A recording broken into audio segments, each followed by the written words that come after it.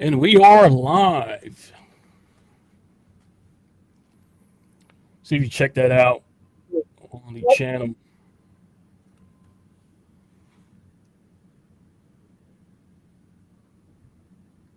Let's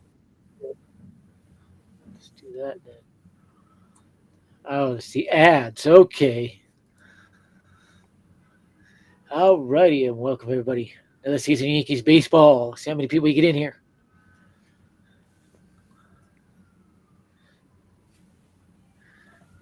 All right. Let's move you down.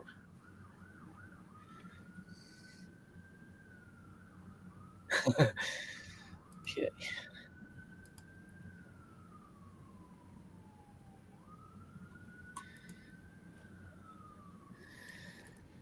Let's see. Still not many people are in. We're going to wait for people to get in before we really get going.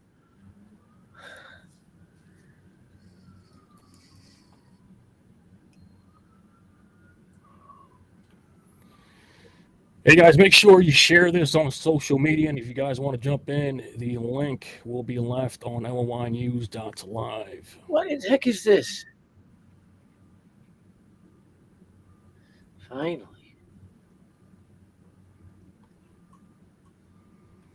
Wow.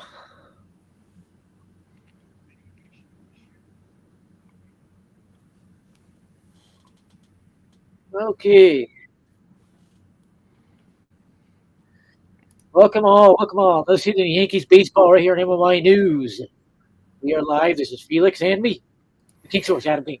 The Adam King, the King Source, calling the game.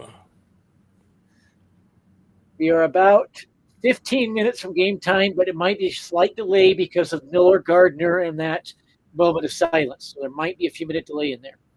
By the way, And rest in peace. And the opening day festivities are probably delayed another 5-10 minutes too.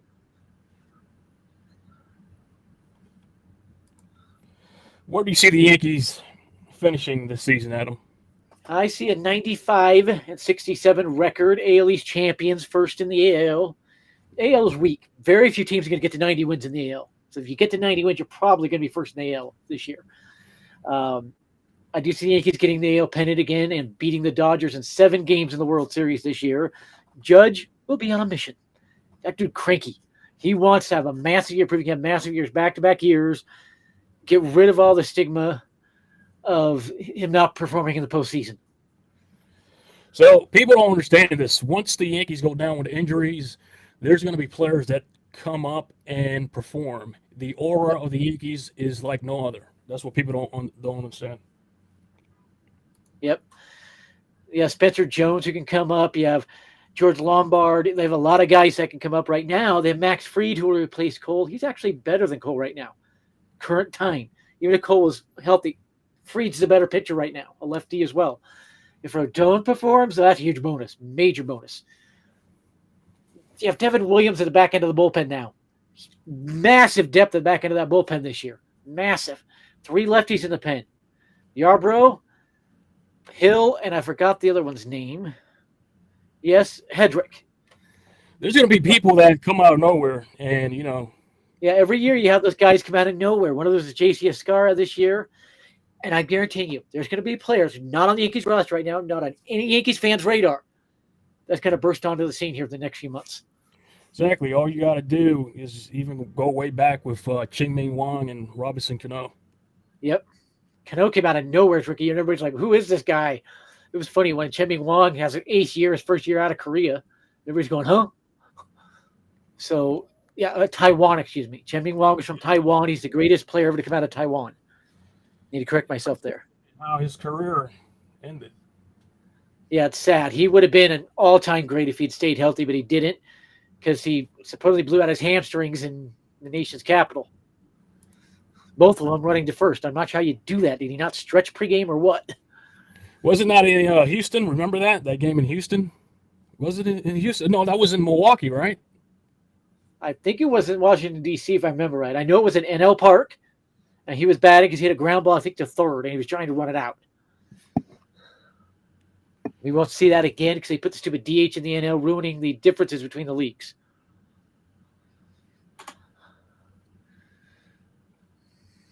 So fortunate, man. Chien-Ming Wang was the ace at that point.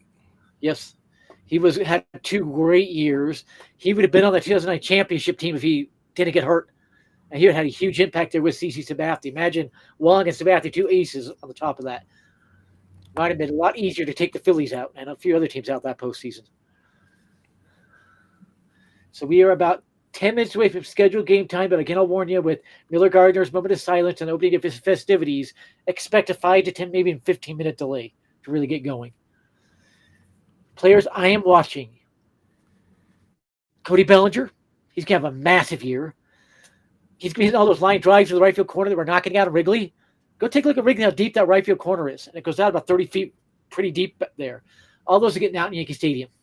So he's going to see a spike in power numbers. The other one is Jason Dominguez. He is the left fielder. It's his. Let's see what he does. He's going to be a good one. Austin Wells leading off today. First time in Yankees history a catcher's let a game off, by the way. Only a 5th time in MLB history a catcher's let off on opening day. Hey, Adam, can you talk some Spanish for the Spanish folks out there? Can you call Austin Wells El Bigote? I don't know that much Spanish. Just say El Bigote. Means the mustache. El Bigote. El Bigote. El Bigote. El Bigote. El Bigote, the mustache. El Bigote. Yeah. So we'll see what Wells does today. I think he'll be nervous his first at bat, being the first hitter for the Yankees on the year. See if he can settle in, especially against a true ace. Let's just be honest. Freddie Peralta's an ace. He'll be good. I think the Brewers' biggest issue will be closing games because guess where the closer is? He's in the ballpark today. Same ballpark as the Brewers. Opposite bullpen. He's with the Yankees.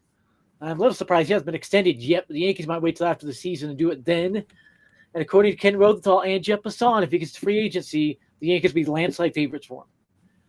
And the Dodgers aren't even going to talk to him because of Scott and Yates. They kind of got too many arms already. So we do have that protection. Another one for you. Recent information that came out within the last few weeks on Munetaka Murakami. Yankees remain landslide favorites for him. He still wants the Yankees. And I've even seen a few articles saying the Mets will get him. Are these reporters paying no attention to Murakami himself?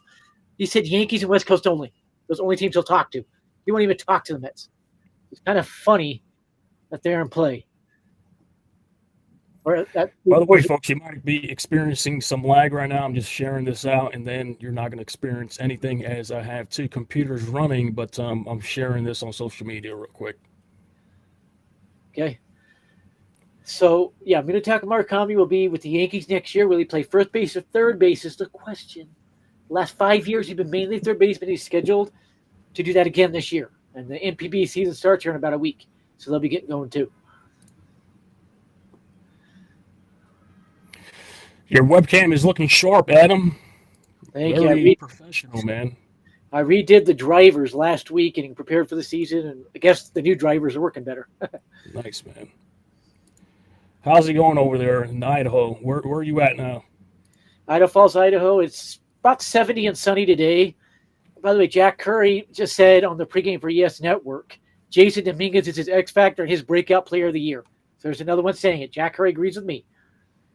So, yeah, like I said, man, the Yankees, the aura is there, man. The production is going to be there.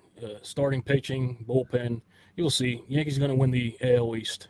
Yep, and most likely the AL pennant. I just don't see an AL team that has a team that could really challenge them. Closest will be the Rangers if that pitching is as good as we think it is. With DeGrom healthy again, Jack Leiter, Kumar Rocker, that is one that might be able to challenge the Yankees. Let's see here. Cody Petit was DFA'd, by the way. Yankees win the trade. That ends it. The Yankees won the trade for Cody Bellinger. Do the Yankees claim Cody Bellinger? He's on waivers now. You DFA an MLB player like him, they go into irrecoverable waivers. Any team that claims him just gets him. And it will go by the waiver claim order as well. I don't know where the Yankees are on that. I never saw the waiver for this MLB season. Oh, man, so he went down? That's crazy. Yep, the Cubs waived Cody Petit, and he dominated for the Yankees as a starter at the end of last year. So Cole coming out with a full arm brace on. He is there. Somebody said they watched him come out. By the way, Giancarlo Stanton. Get excited, Yankee fans. He's swinging a bat. Off pitching. Giancarlo Stanton could be back here by the end of April. He'll probably need about 10 games in the minors, and boom. Call him up and drop somebody. It'll probably be Peraza. Be my guess who gets the boot. Yes, he made the Yankees somehow. We don't know how, but Oswald Peraza made the Yankees. Figure it out. I don't know how. It's very strange that the Yankees never pulled the trigger on Nolan Arenado. That one is weird because Nolan Arenado would have loved to be a Yankee. He's got two really good friends on the Yankees. One's in right field, one's at first base. That tells you who it is. And they had talks 3 times. Nothing. And by the way, the last 2 weeks, the Yankees had talked to the Rockies about Ryan McMahon after the Nolan Jones train caught him off guard. Nobody saw Nolan Jones getting traded. So if they're trading him, then maybe when Ryan McMahon's available, nothing happened. The Yankees are still in contact with the Marlins on Sandy Alcantara, and it's most likely they do get him at some point between now and the trade deadline. They might wait to see if they have a war on some of the other guys. If Carrasco falls apart in June or May, then maybe you pull the trigger. Who knows? We'll see what they do. Carrasco, we don't know when he's going to start, by the way, but he is in the rotation. First 3 games, you have 2 lefties and then Stroman. So Fried, Rodon, Fried, and Stroman. I would have put a righty between them. Because you have back-to-back lefties, that team can tee off on the second lefty. Because they're used to seeing a lefty from the previous game. So keep that in mind. The Yankees get 3 lefties in the bullpen if we were all worried about it. It's interesting. And I wonder if Yarbrough could share with us all the Rays secrets. He pitched with the Rays for a while. You didn't know that. Just looking around, seeing what the updates are on X or Twitter, whatever you call the thing now. Let's see. Another one that's making me laugh hysterically. Red Sox fans think the Red Sox have a chance to compete. What is that? You have Bregman, Devers, and nothing really in that line. A bunch of role players. They'll probably score around 4 runs a game. Okay. There's nothing in the bullpen. Teams are going to be teeing off that bullpen all year. In the rotation, you have Crotchet and basically nothing. We'll see how Buehler does for him if he can even stay healthy.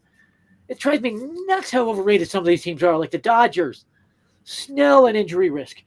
Sasaki an injury risk. Yamamoto's coming off here. He only pitched 90 innings in. What could he even do? Ohtani's not even going to pitch this year. Something he'll give up pitching this year. Kershaw an injury risk. May's coming off an injury. That's not that good of a rotation. Tyler Glasnow, major injury risk. Not near as good as it is. The lineup is Betts, Freeman, Ohtani, and a bunch of role players. That's not that actually good a lineup in LA. The bench is weak. The bullpen is very weak outside the back end. We have Yates and Scott. The rest of that bullpen is very weak. So if the Dodgers get to the back end of the bullpen, like the Yankees, it's over. Those are 2 teams. If it gets to that bullpen, yeah, I hope you had a fun time in that game. So let's do a rundown of the Yankees roster. The Yankees did share it. Got it right here. The Yankees opening day roster. Carlos Carrasco wears number 59. Fernando Cruz wears number 63. He had an ERA over 10. Now he claims he was toying with pitches and not being serious. So that's what that is. Max Fried, number 54. Yoendris Gomez did not allow a run in spring training. How about that? See what we got in him. Number 94. Brent Hedrick, a lefty, number 47. Tim Hill, a lefty, number 41. Mark Leiter Jr., and he is dominant in spring training as well. He might be good again this year. Number 56. Carlos Rodon, number 55. Marcus Stroman, number 0. One of 2 Yankees for number 0. The other one is a free agent, Adam Ottavino. Where does he end up? Will Warren, number 98. Get him a better number. Somebody get Will Warren a better number. Did somebody pick up Don Smith yet? Nope. Wow. Dominic Smith is, I think he's got to clear waivers and have outrighted on a AAA at this point. Nobody has touched him yet. We'll see. Maybe they're waiting for hit free agency. Then you have Luke Weaver, number 30. Devin Williams, number 38. Yeah, that number's being used again. Remember Mike Messina used that one and a few others. Then Ryan Yarbrough, number 33. Catchers, J.C. Escara is the backup, and Austin Wells, both left-hitting catchers, so you don't have to put up with that matchup crap with the catchers anymore. They have first baseman Paul Goldschmidt, third baseman Oswald Peraza, or he's basically all of the infield, Peraza. Shortstop Anthony Volk, number 11, and Peraza's 18. Goldschmidt's number 48. So, yeah, he got Rizzo's number. You will see that number again. Jason Dominguez, number 24. That's Cano's number. Yankees have pretty good history, number 24. Granderson had it too. So pretty good history, number 24. Number 12 is Trent Grisham, and he was actually hitting very well in spring training. What is Grisham going to give us this year? He's not in the outfield today, But yeah, Aaron Judge, of course, number 99. We know about that one. Cody Bellinger, number 35. The outfielder there. The third baseman now is Waldo Cabrera. I call him Waldo Cabrera. Number 95. Can we get Waldo a better number? He likes 95, but still. Pablo Reyes, number 19. Last JQ I remember using 19 was Tanaka. So how did Reyes get that one? And then Ben Rice, number 22. You got him a better number. No, you can use your number 22 jerseys. Pull your Ellsbury's jersey back out. Use your number 22 jerseys again. So that's the Yankees roster now. The players on the IL, I have a list of that up on my Twitter as well. And you have Clayton Beeter, 15-day. JT Brubaker, 15-day.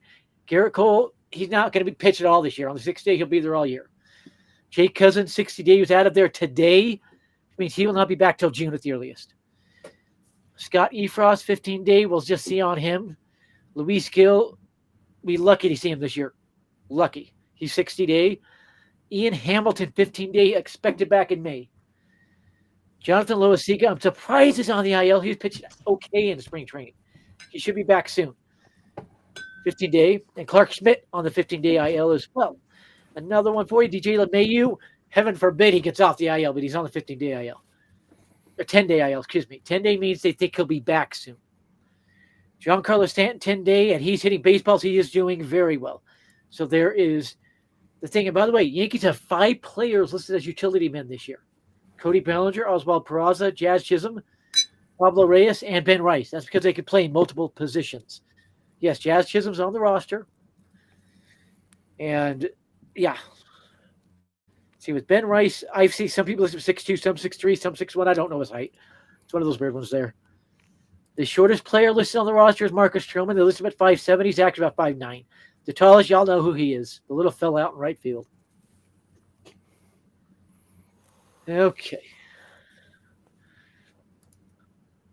And Felix disappeared on us. Where'd you go? He's sharing things out. He'll be back. Don't worry. No, I'm here. I'm here. I'm just fixing a couple of things. Let's get this back up. It is now past the game time. The first pitch has not been thrown. They're doing the pregame stuff right now. For the Brewers lineup, it is Jackson Chourio. How you ever pronounce that one? Chourio. He had a great rookie campaign, by the way. That's a guy you got to watch out for. You can see him lefty bat. Oh, righty bat, excuse me. But where's he switch? No, righty bat. Last year, by the way, rookie campaign, 21 homers, 79 RBIs, 145 hits, 22 stolen bases. He's a good bat there for them. So keep an eye on him. Then Christian Yelich, DH. Yeah, he's good friends with Stanton. He was talking to him pregame, I'm told. And then William Contreras, that's Wilson, the Cardinals catcher, or slash first baseman's younger brother. William Contreras, the catcher, third. Then Reese Hoskins, first baseman, fourth. Frelick, the right fielder, is fifth. Jose Ortiz, the shortstop, is sixth. Mitchell, the center fielder, is seventh. Capper, the third baseman, is eighth. And Bryce Trang, the second baseman, bats ninth. That's an okay lineup. I worry where all the offense is going to come from, but it's an okay lineup. Should be right around 4 runs a game. Kind of that bottom echelon of the average ones. Who I think going to be the best offense in baseball? Yankees, Dodgers, I think will both be up there. Rangers, well, they got a really good lineup in Texas. It's just, can they be consistent? That's their problem. Other good lineups. Baltimore lost Santander. Henderson's on the IL. I don't see them scoring many runs out of the bat. Out of the shoots, the Cubs going to have a good lineup. Go look at the Cubs lineup with Tucker and Suzuki and all them. Especially if they're rookie third baseman. If I can remember his name. Not remember his name for some reason. Lives up to potential. And that could be a good one. Adam King is on fire today. What other lineups do I think being really good? I'm not sure. Padres will be okay. They don't have that lefty unless Jake Cronenworth and what's his name? Jackson Merrill can really provide some pop. Then they would have a pretty good balanced lineup. They got a top 5 rotation in San Diego now. Go look at the Padres rotation. 5 loaded veterans. So there's still a lot of good guys on free agency. As we don't toe the rubber yet. Let's have a look at this.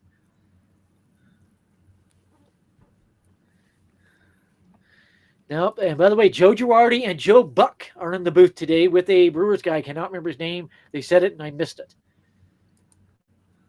And Joe Buck is sitting with the Yankee stuff behind him. So let's see if he's any better than Bob Costas was last opening. Joe Buck, man. That's a lot of people hate that guy, but I like him. Yeah, I've always loved his voice. He's got a great voice for broadcasting. Yeah. His issue is his baseball knowledge. Sometimes he lacks there. Or maybe people have always thought he was biased for the Yankees. That's why Some they do. That's true. Some did. One of the best baseball booths ever was Joe Buck and Tim McCarver, because Tim McCarver knew everything about baseball. He would research players. He had it all. So should be getting going soon. And they showed a replay of that guy Jackson Trio driving balls the other way. Do not leave balls up and away if you're Rodon to him. By the way, if you guys want to join us, go to NYYNEWS.live, and the link should be in there for you guys to join. Unlimited users can come in here. If you're a Brewers fan, come in here as well. Yep, I'll talk to you. We'll let you give your thoughts, everything. So we're about to get this first pitch here anytime. Again, I told you it'd be 5-10 minute delay because all the opening day stuff and all that. They're probably doing the lineups right now. Shows the ESPN booth, and ESPN's contract is gone, by the way. You'll see some ESPN games this year, and that's it. ESPN will never do baseball again. Strange. Michael K's opening day streak is over. Yes. Yes, they didn't even put him in the radio booth today. I don't know why. That is the new Yankees radio guy, by the way, that's in the Yankees radio booth. And if you look on MLB, it's game day. It shows two different radio stations, WFAN, of course, and then WADO. One of those is Spanish. That's why it's showing two. And it's the AM channel that's Spanish. So most of the Yankees players are on the field, and Judge is coming off his last 125 games here in Judge. 357 average, 52 homers, 126 RBIs, and a 1279 OPS. How many teams have a player that can do that? He might be one of maybe Trout in his prime and Ohtani to do that. Yeah, and Trout's a player I'm kind of keeping an eye on. If he plays well enough the first half, he will be traded. The Angels will try to trade him for a massive package. He does have a no trade clause, which will come into play. Phillies are the expected team. They'll go out and grab him, maybe throw Nick Castellanos in that package to offset things. And Castellanos does not have no trade clause that I know of. So it looks like we're on the final commercial break before this game gets going. So, Baltimore, Toronto are delayed. Guess there's weather down there. You have Philly versus Washington, so division rivalry right off the bat. The Red Sox are in Texas. Good luck beating DeGrom. Pirates and Marlins, that's in Miami. Giants are in Cincinnati. The Angels are facing the White Sox. Cleveland is in Kansas City, another division rivalry right there. The Royals are better than you think. They're my pick to win the AL Central. They're a good team. And the Indians scratched Tanner Bybee, so they're going to lose that game against Cole Regans. The Mets are in Houston. Mets could start 0-3. We'll see how good Houston is with all the new bats and all that. Atlanta's at San Diego. That's a battle of wildcard teams. Those teams are playoff teams. Both probably going to be wildcard teams. Minnesota's in St. Louis. Detroit is in Los Angeles. And Tarek Skubal's on the mound. Do not be surprised if the Dodgers lose that game. Cubs are in Arizona. And the Athletics are in Seattle. No minor league ballparks in play today. There are two teams playing in those. And the Yankees make $10 million of letting the Rays be in one. I do not even see the Rays playing today. I think they got the off day. Are we on commercial break right now? Yes. The final commercial break before first pitch, I believe. If you want to see my predictions for the season, that's on my website at the King Source, or kingsource.com, actually. And it's the top article right now. So, yes, Garrett Cole still has a splint on his right arm for Tommy John surgery. So, and the Yankees are not the only team with the injury bug. Every team has at least 5 players on the IL on opening day. Figure that one out. Those are the good at math. Yes, that's over 150 players already on the IL. That's inexcusable on opening day. Hey, Carl, can you shut your mouth, boy? Like, don't come in here trolling, man. Yeah, you come in here trolling, get removed from the chat. Let's go ahead. It's like you went back to elementary school or something.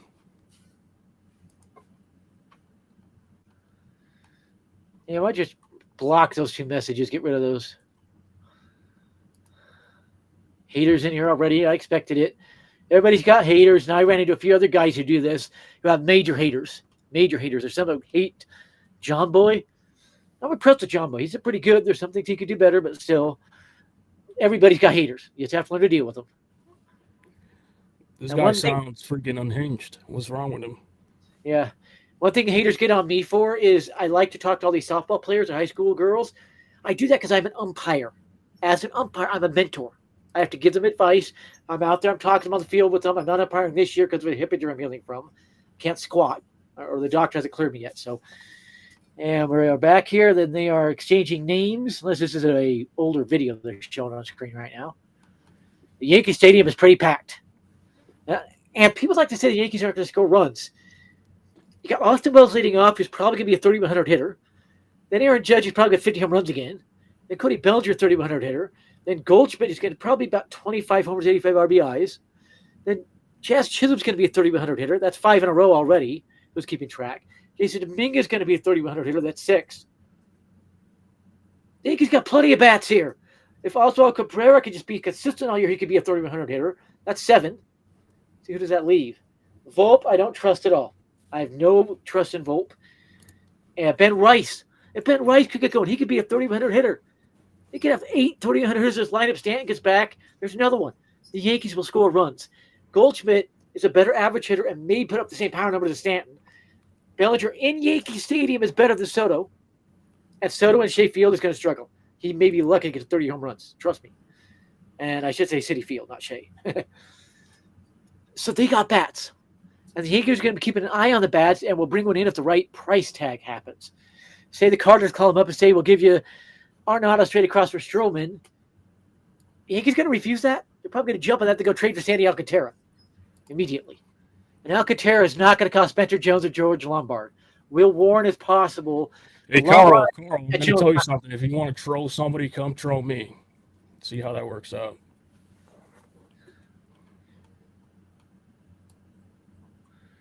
So the Yankees have bats. They loaded up. Dominguez adds another element as a switch hitter in the middle of the lineup. So, yeah. Everybody's mad about ESPN Plus. ESPN Plus costs over 4 times the amount of MLB.TV. Yes, I have a free MLB.TV subscription this year because I'm with T-Mobile. So if you're at T-Mobile, go get those. Just go to the T-Life app. Okay. Are the Yankees on the field yet? It looks like the Yankees are out on the field. Judge out there in right field throwing balls around with the fans. So it looks like we're about to get going. What can Christian Yelich give the Brewers this year? That is a big question. And if you wonder why I'm asking that, he's been injured the last few years, okay? And this isn't a young guy anymore. He's over 30. What can Yelich give them? To be precise, he's 33, turns 34 here by the end of the season. It'll be August about. December. Time, folks. So what can Yelich give the Brewers? He should still be to the end of his prime there. So everybody likes to talk about the Yankees window closing. I've never believed that about any sports team. If you're drafting and developing players right, you will never have a window close. You'll be able to turn your veterans into the mentors of your new young stars, which is what the Yankees are doing. Spencer Jones, Murakami, Lombard, Wells, Rice, Rumfield. Even the young pitchers that are coming up. They've got a few really good guys in AAA right now. There could be some stars in AAA. They'll be in the minor league all-star game for sure. By the way, ESPN's broadcast is phenomenal. Yep. They do a good job when they have the right broadcasters. Now, the one I'm not really looking forward to is when we get to MLB.TV. Can we get rid of Bob Costas? I don't want him doing Yankee games anymore. He was horrific last year. And Rodon on the mound. We're about to have the first pitch here. I do not know who the umpires are for this game. Let's see if it says it here over on MLB Game Day. Umpires Marvin Hudson, Trip Gibson, Ryan Blakey, and Junior Valentine are your for umpires. These guys are okay. So Rodon, we're going to be keeping an eye on how he is doing. That first pitch just blow right by him, 96 miles an hour. Just manhandled it with the first pitch. Now, I'm out in Idaho, so my stream's going to be a little delayed because I'm so far from the game. Keep that in mind, guys. Strike! If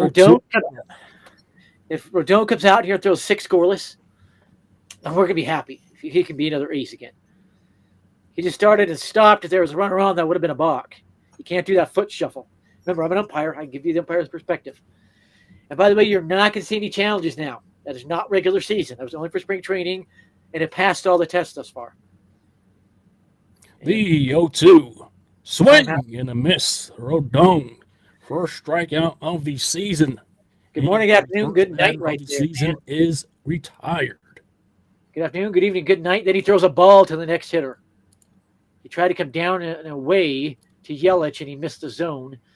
To me, he should have shot a blowing right by him. If he make contact, he's probably popping the thing up. So, and right on cue, he put it inside in the zone, and he did a jam shot to Chisholm. The first ever Chisholm to Goldschmidt out right there as well. So 2 up, 2 down on 5 pitches. This could be a lightning fast inning for Rodon. I'm not sure too many Yankees fans would be opposed to that. And Wells, by the way, is going to be one of, if not the best catcher in baseball this year. Mark my words. The Yankees developed a really good one here. I like his attitude, too. Yes, he's got a great attitude. You might remember the Yankees had a ambidextrous. Welcome. Well, he's now the Brewers. I don't know if he's in the ballpark or made the roster yet, but he just signed with the Brewers. He's gone. That's Anthony Ziegler. So, and now he's gone 2-0 on William Contreras, which is weird because William Contreras known as a free swinger and strikes out a lot. So after that, good morning, good afternoon, good night, quick strikeout. A little bit of a struggle finding the zone, one of the next 4 pitches. And then he blows one by him about 96 miles an hour. So 2-1 count. See if he can put him away.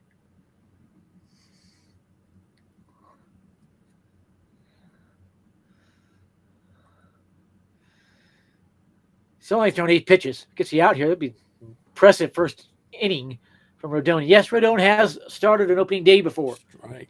With the White Sox and the Giants. He's done it twice. This is his third. And that's a perfect inning. A pop-up to Goldschmidt. He's got 2 putouts in his first inning with the Yankees. Let's see what these bats can do.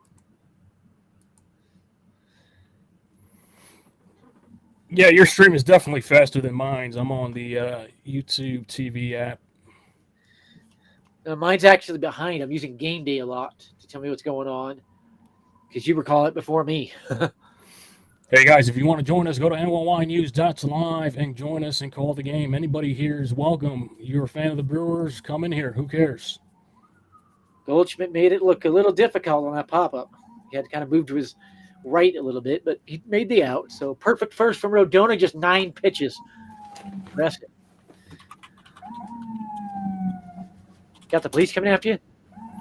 No, it's just the ordinary sounds of New York City, especially in Manhattan. Oh, yeah. Oh, yeah. My brother served his LDS Church mission out there, spent 18 months in Brooklyn, and he said not a day went by he didn't hear that. Everybody's questioning if Torres makes the play Jazz Chisholm just made, by the way. Go over to X and look. It was an impressive play. Torres is with the Tigers, and so we'll see how he does over there. Rodon grew his hair back a little bit. Remember, they can only get it just below the hat. That's all that's allowed. And it looks actually pretty good. Looks like a true baseball player. So Austin Wells stepping into the plate against Freddie Peralta, a true ace. Rodon can be a true ace. Peralta, yes, if he's on. We'll see if he's on. So we're going to see at least one of the 2 new Yankee bats this inning. Maybe both. If anybody gets on, we'll see the second. So.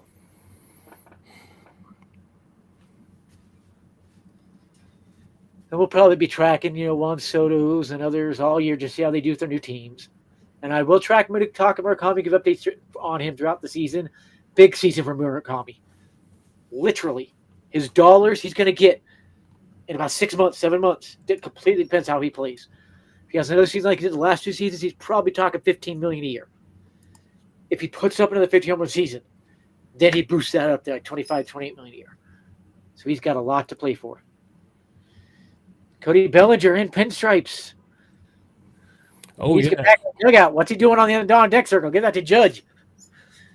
You're in the hole, buddy. You're not on deck. It's just hyped to be a Yankee opening day. Yes. And by the way, there is no rule against him standing just outside the dugout in the hole. He can do that as long as he's not swinging a bat and stuff. Umpire will bark at him if he's swinging that bat. That's just a workout bat he's got in his hands. The Otherwise, pitch outside. Yep. Count. One. Peralta's going to have some nursery. He's going to miss on a few. Can Wells take advantage when he puts a fat fastball in the middle of the zone here? And it's a 2-0 count now. Deep drive to right field. 1-0 Yankees. That fast. Really? Oh, crap. Oh, my God. Let's go. Best leadoff man of the game. It paid off, man. It paid off. And one thing I'd love to see. That was a bomb. Yeah. That He was put that over the judges' chambers. I'd love to see Yankees score at least one run in every home game this year. Just kind of set a tone that we're going to score at home. You're not going to push us around. Just a high fastball. The fat fastball I was talking about. He smacked that to right. He's like, oh, I'll see your fat fastball and weighs you 400 feet. At the right field? Yeah, I'm not saying in the yard. Bellinger's got to be excited seeing that rocket. He goes, yeah, I can do that. El Bigote goes yard. Let's see if Adam King can say it's El Bigote. Austin Wells is the first player in Yankees history to an opening day leadoff home run. So that has finally happened. That's on X. Judge up to the plates. So Judge at the plate. Let's see what he does after watching his buddy hit a home run. And he tries to golf when it swings to the top of it. 1-2 count. Can't be doing that until the umpire's out. Ooh, jammed him. Rodon redemption season coming is a question on X. Yeah, probably. So 1-0 to Judge. Yep, that was the jam shot. Fastball inside. Good one to swing at. Sets a tone with Peralta. Yeah, I'm going to jam that. Take a big hack at that one. Then he tried to golf one and took a ball, so 2-2 count on Judge. Love to see Judge get on base here, even with a walk. Just kind of set an early tone. It's going to be a good season. And yes, your early at bats, the first few at bats, first game, and the first 4 or 5 games, you're setting your tone. As Judge thinking about to get out here. See, that's the thing with modern technology. These streaming services can't catch up with game day. Have to be connected straight to cable. If you didn't know, game day is there's a person in the stadium that's entering that live. So it's pretty instant. Judge almost connected with one.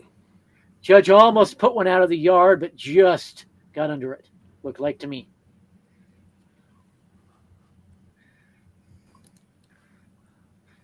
Especially out where I am at.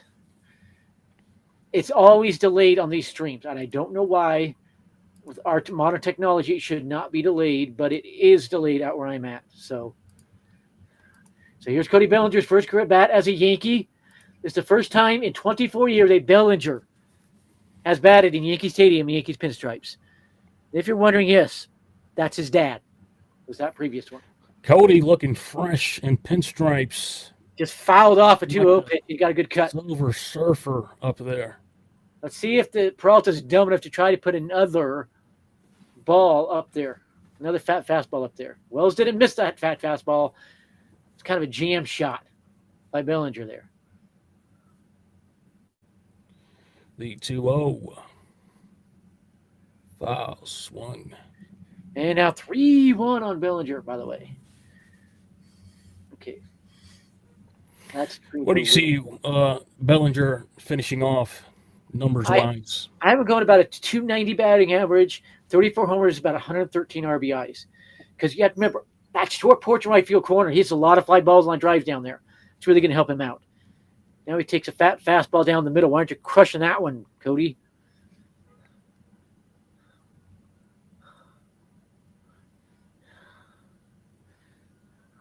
Yeah, Peralta's overthrowing a little bit. A little bit too hyped for opening day there, buddy. Yeah. Another good cut by Bellinger, fouled away, and got a full count still. So he's up to 14 pitches for Peralta. If they get him up to 20 pitches first inning, then that's an advantage for the hitters. Goldschmidt's in the on-deck circle. And when you're in that on-deck circle, you're watching every pitch, seeing what the pitcher's doing, how much movement his stuff has. And Bellinger whiffs. On a high fastball, he should at least foul off. That's bad there, Cody. He owns Peralta, and you're striking out on a pitch like that. That's just yikes. So that will bring Paul Goldschmidt to the plate because of Wells' home run. First hit homer season. By the way, he's got a 5,000 OPS right now. That's pretty good. Of course, that's going to plummet his next bat no matter what he does. Unless he gets another home run, then it could stay there, I guess.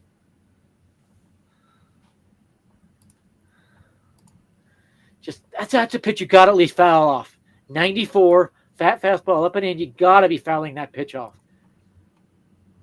Not a good first at bat as a Yankee. See what Goldschmidt does. The Yankees have a 1-0 lead in the first inning against Austin Wells. The first ever leadoff home on an opening day in Yankees history. He's already cemented himself in Yankees lore. He did what not even Yogi Berra could do. Wait, what? The first? Yes. That's a strike. And Goldschmidt, that's the pitch you need to be driving to right field, buddy. Outside corner of the plate. He's got that ear flap on like Stanton. Where did you hear this? The first opening day home run in Yankees Stadium Twitter page. And a ground ball by Goldschmidt, and he's off to a horrific start. Or you mean at the new stadium? No, all time. I already retweeted that. Let me just make sure I did get that one.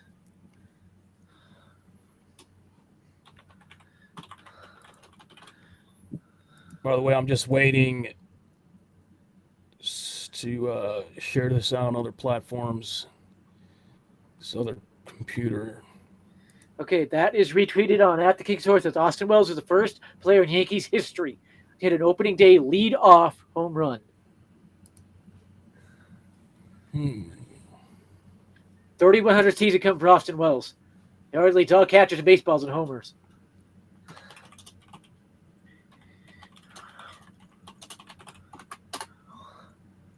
So now if you're Rodon, you're pitching with the lead.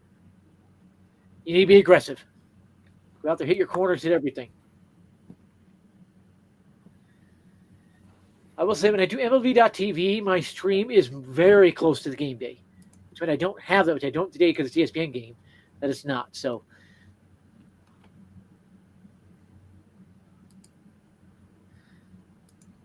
yeah, now Jim Bowden just posted that. Austin Wells becomes the first Yankees catcher ever to lead off, and he responds by hitting a fastball up in the zone to right field stands. You mean catcher? No, it says player all time. Check at the King Source on Twitter. I've got it shared. I'm going to tag you in the comments. You can see it. It's New York Yankees stats. It's a good page to follow to get your Yankees stats. Aaron Judge, by the way, maybe a quarter inch on that barrel, and he hits a home run. That's how close Aaron Judge was to launching one. Oh, Cadbury eggs commercial. I love those eggs. They're too expensive right now at 4 for $5. I remember they were 25 cents each. Don't you live in a farm, Adam, or farmland? Not yet. So what do you guys grow out there? Potatoes? I live around a bunch of farm fields like that. Yes. If you ever see Wada Farms potatoes or Mickelson Farms potatoes, yeah, I live near those, within a few miles of them. Are you a potato guy? I love potatoes, and I can make them in 9-10 different ways. Name the top 5 ways. My favorite is I bake them, and then I put cheese on it with salt and pepper, and I let the cheese melt. I might put the microwave to get it to melt. Just have a potato that way. Second is mashed. Third's fried. Rodon. Fourth, hash browns. To pop up. One away in the second inning. Rodon is mowing him down quickly. That's impressive. I don't know why he's jumping at a 94-mile fastball, but Oswaldo Cabrera, it's an easy catch out there down the left field line. So one up, one down there. Jason Dominguez is coming in, but he didn't have to worry about that one. So give Dominguez a chance out there in left field. He's never really played. He was center field at high school, all up to the minors. Give him a chance.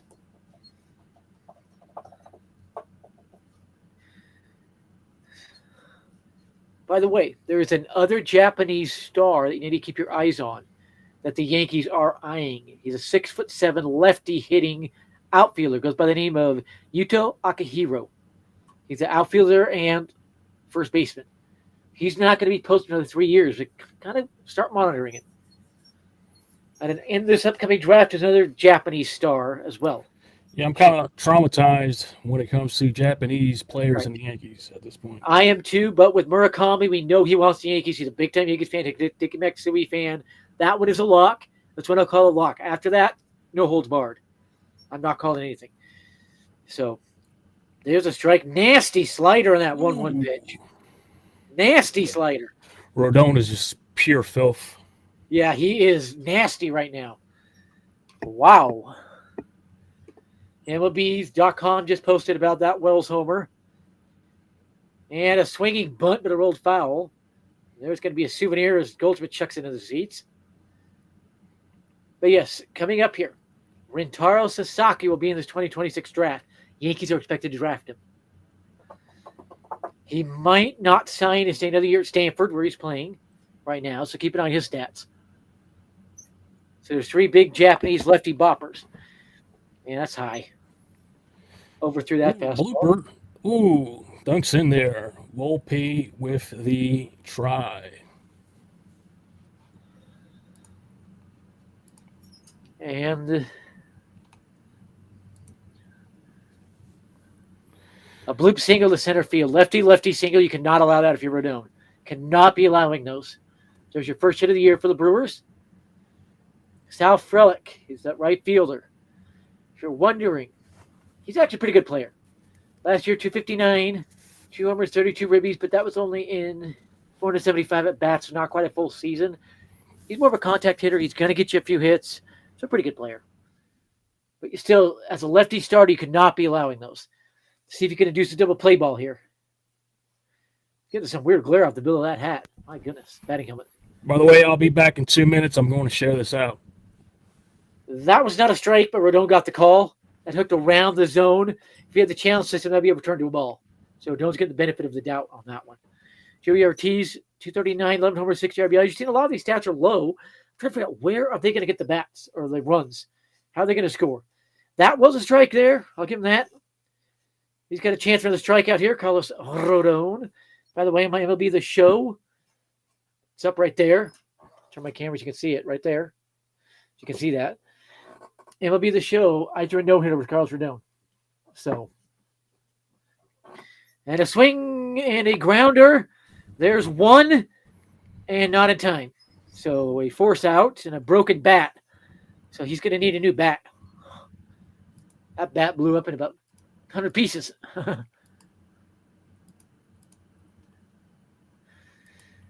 So brings Mitchell to the plate. See if Rodon can get out of this quickly. Lowry keeps that pitch count. The better's going to be only 19 pitches thus far. And that's a strike. 95. He's hitting 95, 96. Getting over. Rodon keeps on coasting. And there's a ground ball. That's going to be an easy out inning over. So 2 dominant innings from Rodon.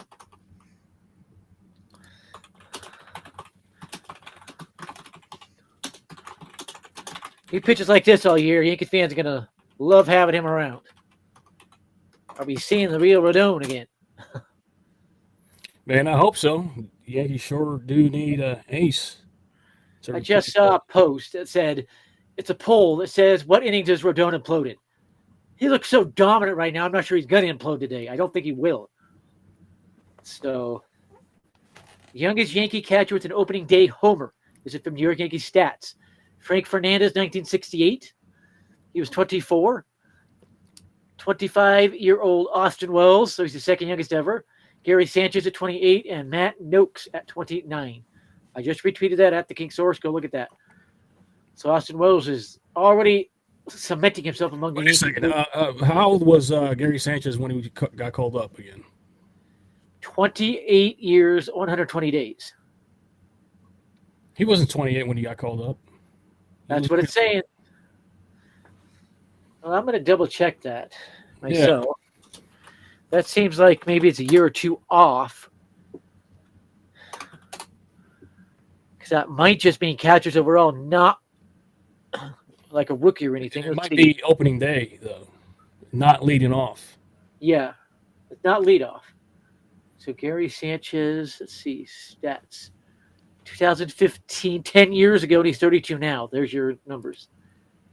So it'll be Chisholm, Dominguez, and Volpe. Let's see what Dominguez does here. By the way, I will be watching the BYU game later here in the Sweet 16 battle of the Elite 8 against a team I think they can beat in the Alabama Crimson Tide. So should be interesting to watch that game and see what happens.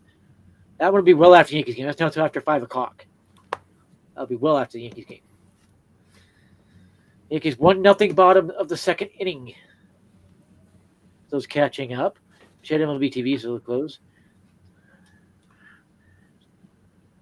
Rodon looks absolutely dominant. Beautiful day at Yankee Stadium, by the way. Yes. Sun is out.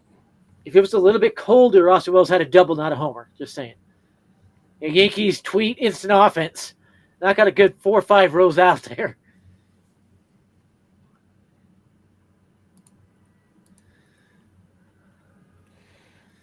Swag, Jazz, Chisholm up to the plate. Count 0-2. It's taking pitches you shouldn't be taking. Straight up. Straight up. 2 straight fastballs in the zone, and then takes the ball up and away, so a 1-2 count. I don't blame him really on taking that second pitch a little bit more down and away. It's hard to pull that. You might try to drive the left center field gap if it was me. I had a spring where I could do that. And now 2-2 count. Freddie Peralta already 21 pitches. He has no outs in the second. Not pitching as well as Rodon. So 2-2 pitch. What can Chisholm do? He whiffs. Yankees lefty bats are having horrific season opening at bats here. Now it's against a really good pitcher, but still. With the exception of Wells. Yeah, Wells absolutely obliterated one, and let's see what Jason Dominguez does. I'd love to see him hit a home run. That would be hilarious. Just get the season started off. On Dominguez, in my opinion, he learned a lot from Juan Soto, as when he was drafted and signed that contract with the Yankees, everybody was comparing him with Juan Soto. Well, he wasn't drafted. He signed as a free agent. Signed as an international free agent. And, you know, having a full season with Juan Soto, half a season, or 25%, learned a thing or two from him. Jason Dominguez rolls over on one, so another pathetic at bat from a lefty bat. Here comes Cancer Volpe. I'll call him a cancer until he puts up like a 280 average with 20-plus homers. He hurt the Yankees so many times last year. A key at bat, striking out, a grounding out. So 2 quick outs, inexcusably quick outs for Peralta. After 19 pitches in the first inning, 5 pitches, 2 outs. Can't be doing that with the Yankees bats. At least Dominguez did get it in play, but you're rolling over on a pitch you probably should have made pretty good contact with. It's in the down and away corner. That's when he used to be shooting in the left center field gap in spring training. Don't know why I didn't try there. And Volpe takes a called strike. Then a worm burner. That's when the pitch bounces in.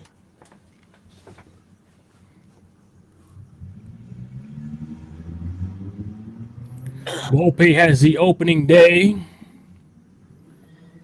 And by the way, Volpe going on. Grass mark. Volpe stays as the Yankee shortstop are numbered due to George Lombard. Amazing spring training.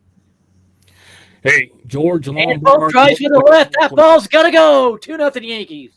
Look, there you go. He shut you up, Adam. Yeah, he shut me up for 1 at bat. So 2-0 Yankees.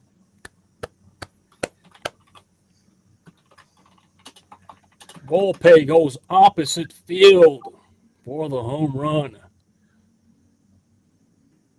The Yankees prospects are coming through by the way, today. An odd stat for you. The Yankees have more homegrown players in their lineup than any other team in baseball this year. Figure that one out. They have 7 of them.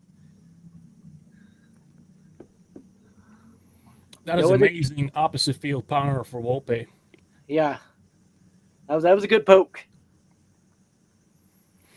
That's what went wrong with him last season, as he's always been trying to hit home runs, and like when he was called up. Last season, he kind of shied away from that approach. Yeah. Yeah, now Ben Rice at the plate, another lefty. Yankees have 1, 2, 3, 4, 5, 6 lefties in this lineup if you go to the switch hitter. An 0-2 count quickly on him. Got a good cut on that second pitch. The first pitch was a 50-50 one. It could be either way, but was called a strike. Thus far, the umpires have had no effect on this game, if you ask me. They're doing good. So 2 homers already for the Yankees to lead all of baseball. Think the Yankees aren't going to hit home runs? Think they can't score? They're already doing it. I'm going to fix the camera a little Like bit. I said, man, Yankees are going to be all right this season. And Van Rice takes a fat fastball for strike 3. Are you kidding me? He does that. He will not be DH for long. They'll call Spencer Jones up. You cannot be taking that pitch. That's a pitch you've got to rock. Even just to left field for a single. Inexcusable take right there. Seeing way too many inexcusable bats by Yankees bats. Especially the lefties against this That was a righty. freaking dart that Peraza threw at him, though. Yeah. But that's a pitch. As a lefty, you just got to stroke that down left field line or left center field gap. I don't think he could. That pitch was too nasty, though. I don't think he could have done anything with that. How's it going, Jimmy Kwan?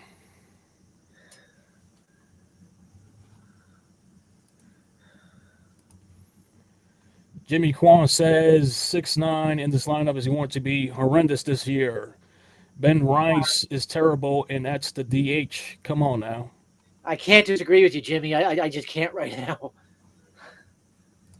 Waldo Cabrera, we'll see if he bats to his potential, plays to his potential. He could be talking like a 270 batting average, 20, 25 homers, 65 to 80 RBIs, and that'd be good enough. Maybe in a 3,100 season if he could have a career year. We'll see. But yeah, the bottom of the lineup, it's concerning for the Yankees. So, first at bat of the year, can't really put too much stock in it yet. But still, we're seeing inexcusable bats that take a pitch you just cannot take.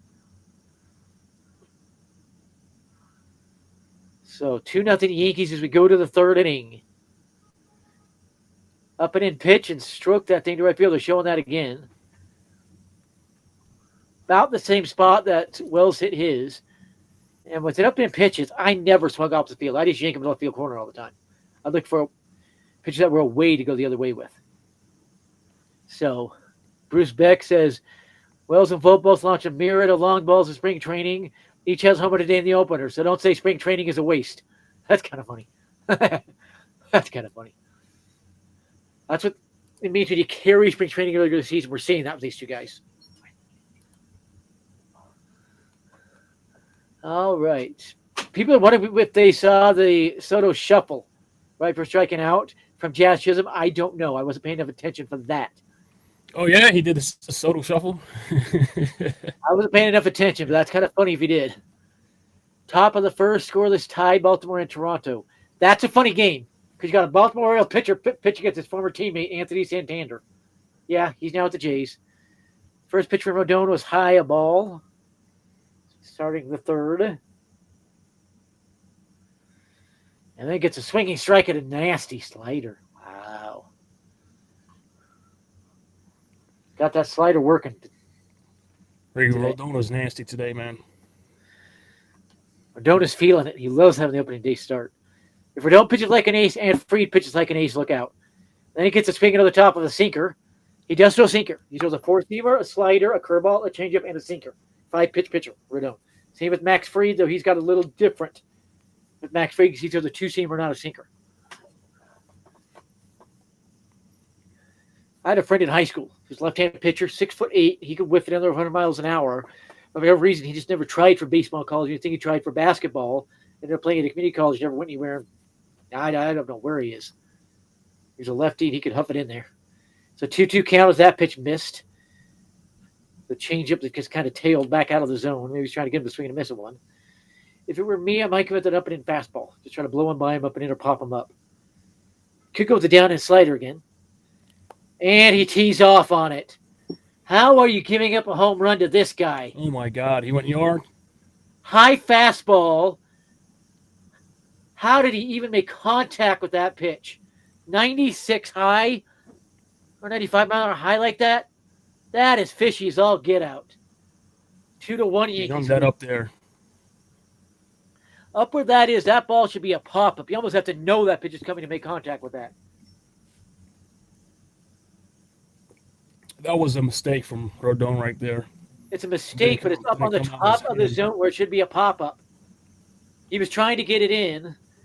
That is fishy. How fast he turned on that. He almost had to know that was coming. And yes, the Brewers were on Ken Rosenthal's list of teams that had evidence they stole signs. I'll harp on that all the time when a team does something like that. The guy's pitching this well, locates a pitch at the top of the zone that should be a pop-up. He was trying to get it in, didn't, but still. This is not a power hitter at the plate. The guy hit 9 homers last year, batting .259. A little bit fishy right there.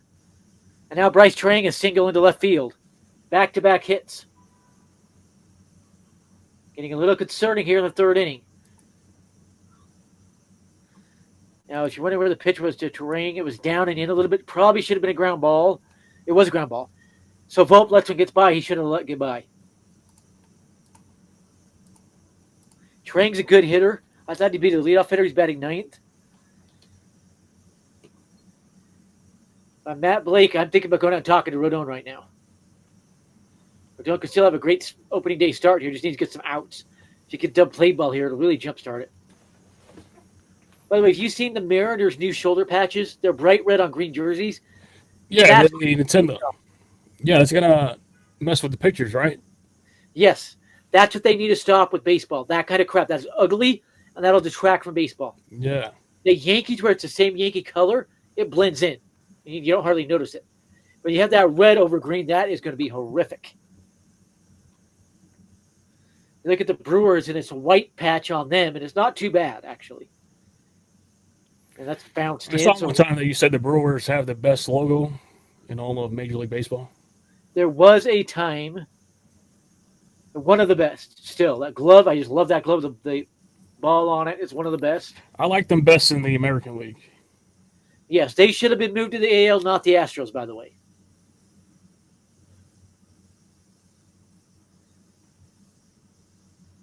Two, 1 count. He keeps bouncing pitches, and he's overthrowing all of a sudden.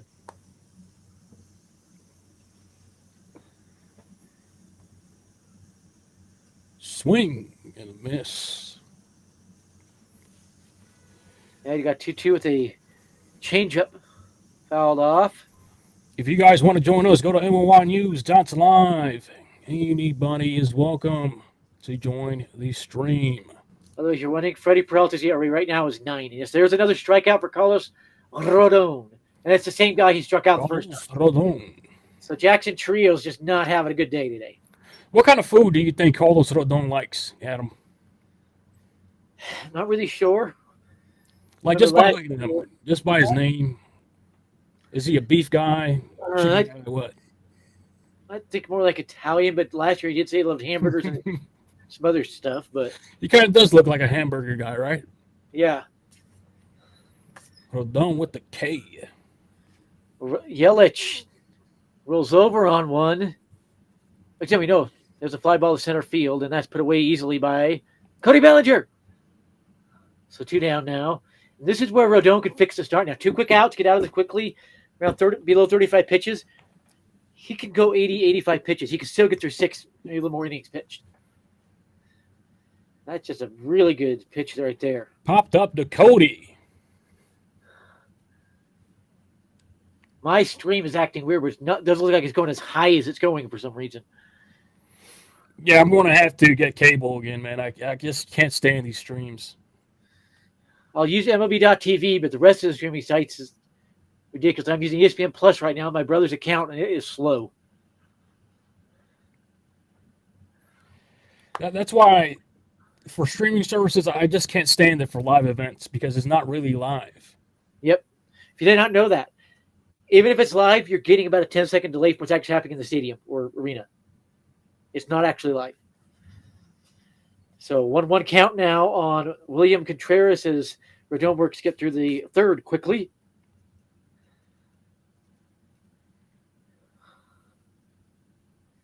And that's 1-2. He fouls off a changeup. If he could drop a slider in perfectly in the lower inside corner of the plate, he'd make him look silly. So what a lot of pitchers don't realize is every pitch you throw sets up another pitch. How you do that sequencing can dictate your game and your at-bats, everything. On the home run, he just gave up. high fastball was not set up unless you can get it in. What would have been set up was a down-in slider again, because the last pitch was high and it was soft. Oh, way high fastball there, but Wells grabbed it. By the way, yeah, we were talking about Gary Sanchez. Yes, he's still in baseball. If you're wondering, I think he's still with the Texas Rangers, if I'm right. Check. No, he's signed the Baltimore Orioles, so he is in Toronto with the Orioles right now. And that update on that, it is 1-0 Orioles in that game. And that was a couple of home run by Adley Rushman. So another catch hitting home run.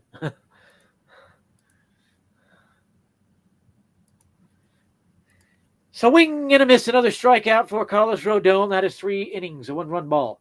Man, he would have been coasting if he didn't make that mistake, man. Yes. Again, the pitch itself wasn't a mistake. It's where he located. He was trying to get up and in. That's probably a pop-up. It leaked out. It never got all the way in. So 3 solid innings from Rodon.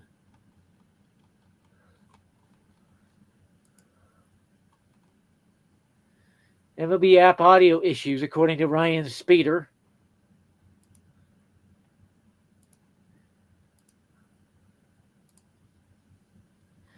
Tom Kosetsky, he's a Yankees minor league expert, by the way, if you want to follow him, at MRY CLEPT.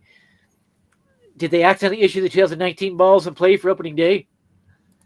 What I was told is they're going back to normal baseballs. No dead ball, no live ball, none of that crap. Just regular baseballs. That's the type I use in the ballpark. By the way, I've got a couple of MLB balls here. Somebody sent me this one this past offseason. Okay. And they claim this was off the bat of Aaron Judge, one of his home run balls last year. As we see that in the package, it says when Aaron Judge is no, that's not a game used ball, man. Let's put the screen. That's what I thought, but that's what the letter was. It is an MLB ball with the logo. But it's too white, man. What I think it is, was like a, what's it called? Batting practice ball. Okay. No, but in batting practice, they still use the.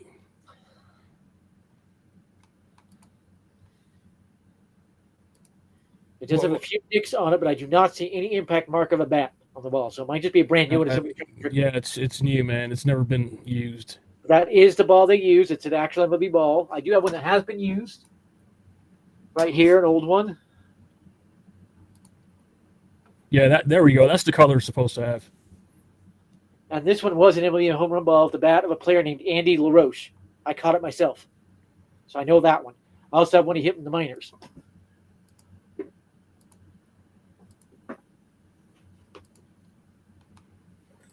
I'm not sure where the one he hit in the minors is at, but yeah. Ouch.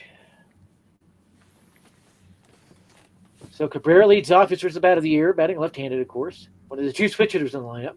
The Yankees love switch hitters. So I was surprised he didn't go after Anthony Santander. Then Wells again, and then Judge. And Begaton, then Belly, and Goldschmidt. And he whiffs at an up and in pitch. Mighty swing.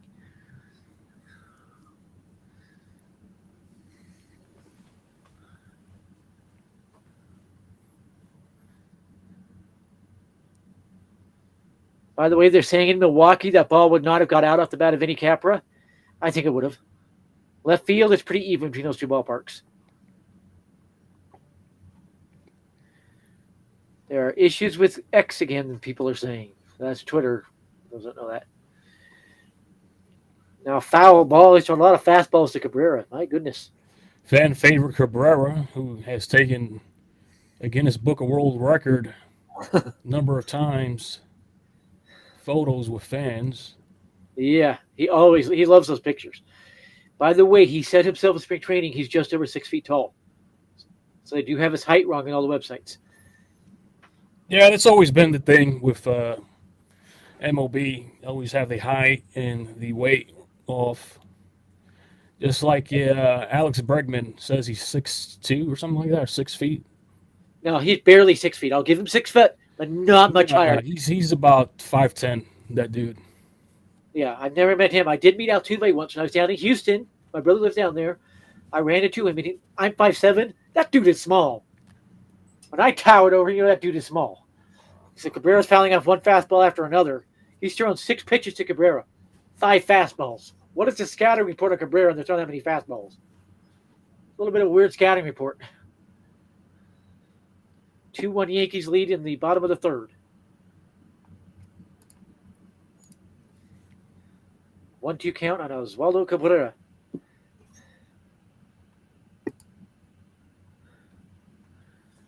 See if he actually gets one of these balls in play. He's fouled off 4 of them. And there's another foul ball. Time goes changeup.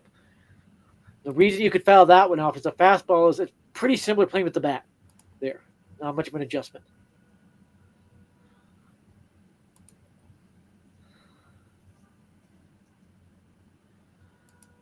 So long at bat here from Cabrera. Good to see. He'll tire out Peralta. Remember, starters right now, they're going to go up at anywhere from 65 to 85 pitches. Rodon threw 68 pitches his last start, so he could push it up there to 80, 85. And Cabrera gets a fat fastball and lined it out to the center fielder. Garrett Mitchell, I believe, is center fielder. So good at bat from Cabrera. Squared one up. Just there was a fielder in the way of the ball. I hated those when I played. How many people got in here? If you didn't know, I played baseball from high school, Little League, all after high school. I started my 3. How many people do we have here, Adam? I show 165. Okay.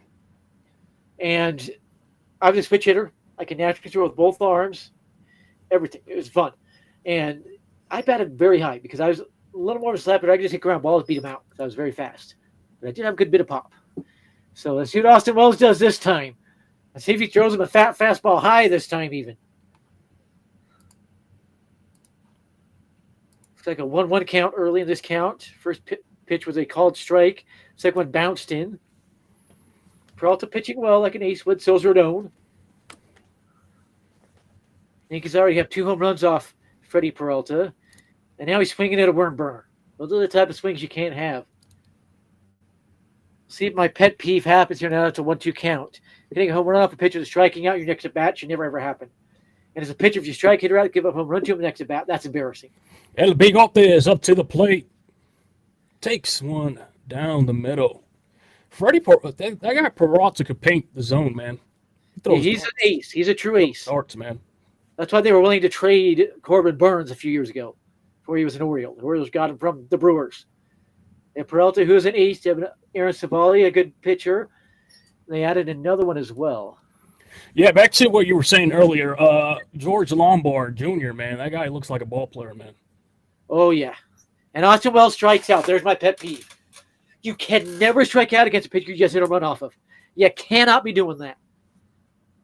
Another inexcusable strikeout.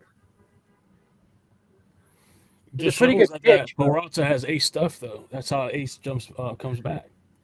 Yeah, but if you give up a home run as a pitcher to a player, you should never strike him out next bat. If you hit a home run off a player, I never struck out my whole career because I was too good at getting rid of the 50 pitches. You never struck out your whole career?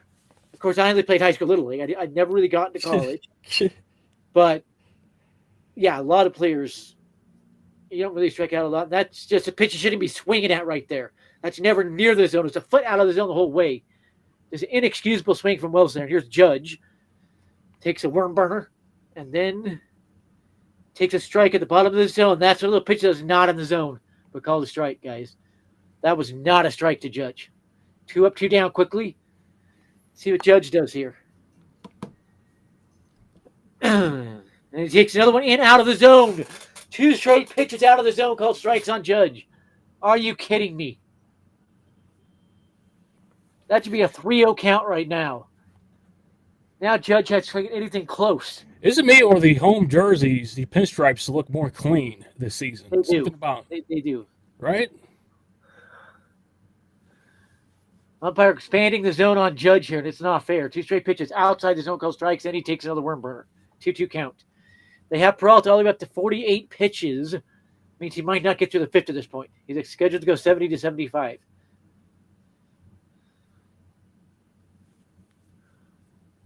Man, that was 3-4 inches in off the plate. They just showed it again. Gosh. What is wrong with this umpire? Hey, Adam, since you're into conspiracy theories, what do you think about Peralta? And Judge is forced out on strikes. Do you think Judge didn't walk and he Peralta screwed has out on strikes. What? Does he get some help from his hair? Has some substance in his hair? The only time a pitcher does that is see him touching his head after every pitch. But Judge just got screwed out of strikes, illegal strikeout. You heard it here first, folks. Illegal strikeout.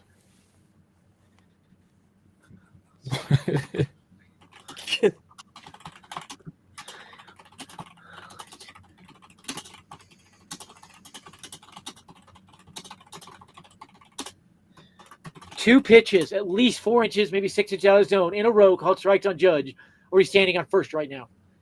That is one of my pet peeves. That's the umpire inserting himself. That's the first at bat all game, but the umpire's inserted himself, and he screws Judge out on strikes. You saw Judge look back, and the umpire like, what? Again, if the challenge system was there, Judge is on first. Two pitches, at least 4 inches.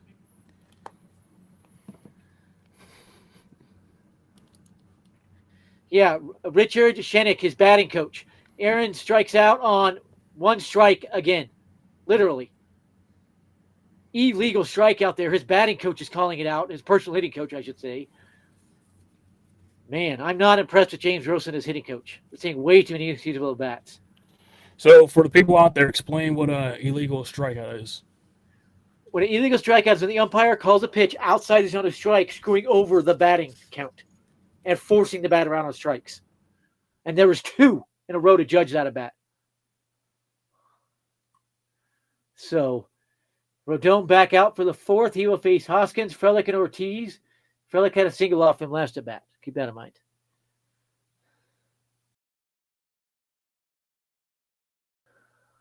Everybody's calling that one out.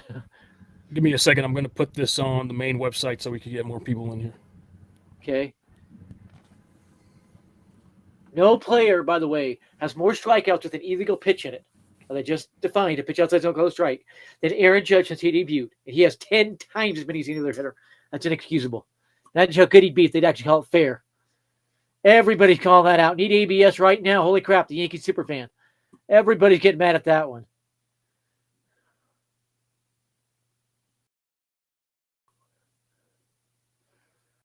My goodness. Okay, I'm about to retweet this. If you saw the Soto Shuffle from Jazz Chisholm, I just retweeted a video of it that BR Walkoff posted. So that should be up there on @TheKingSource if you want to go see that. So, 1-1 count quickly here. Swing and a miss on a slider. That slider's nasty today. They've not made contact with it once. Every time they swung, they've missed it. And the curveball. There's the curveball. That's strike two. Can he get a quick strikeout to start the fourth? A quick scoreless inning or perfect inning would be great.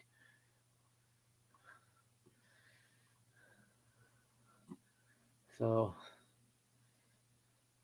and then he bounces 1-2 count. Don't be giving into the hitters there, Rodon.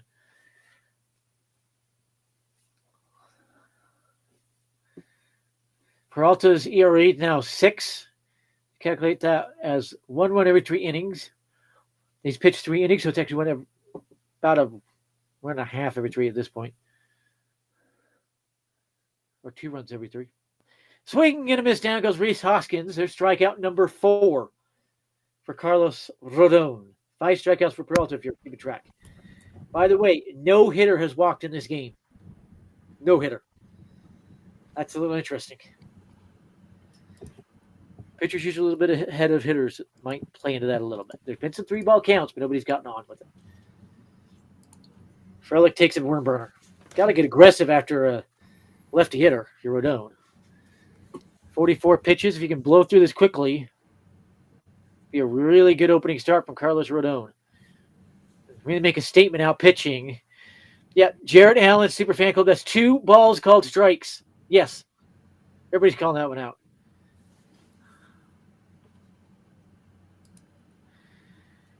So Hoskins whiffed. Rodon still looks nasty, though. Yes, Rodon is on his game today. If he's going to have an ace season, look out for the Yankees. He'll have 2 aces. Fried and Rodon. jam the heck out of him with a 95-mile-an-hour fastball. A lot of times, game days will show a sinker when it was a fastball. They get it off. Let's see if where the 1-2 pitches. I'd go the down and away slider. You'd probably make Frelick look silly if you go with down and away slider right here.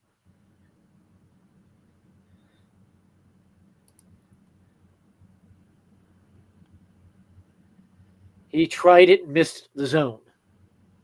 Frelick did not offer. So what I do is maybe go to change up down and away in the zone, or maybe right back where those fastballs were. So you get something else in the zone here because you can knock out 3-2 here. You might catch him looking. Put a fastball down and you might get him looking. I do not put a fastball up here. And he cheats to get another single on a ground ball to Goldschmidt. How does he beat them to the bag? That is fishy. A lefty hitter getting on back-to-back at bats against Rodon, as honest Rodon is. How did he? Oh my God, he could have got injured there. I don't know how he beat that out. They are checking on him at first a little bit.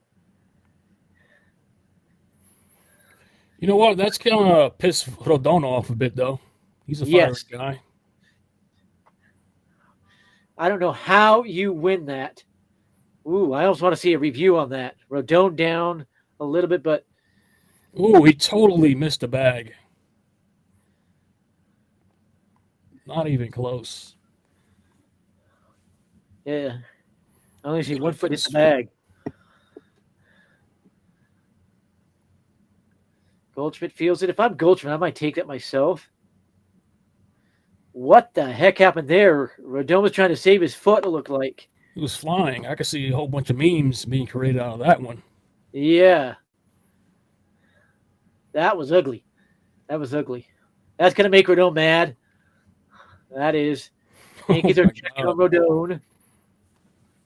Got the trainers out there with Wells and Boone.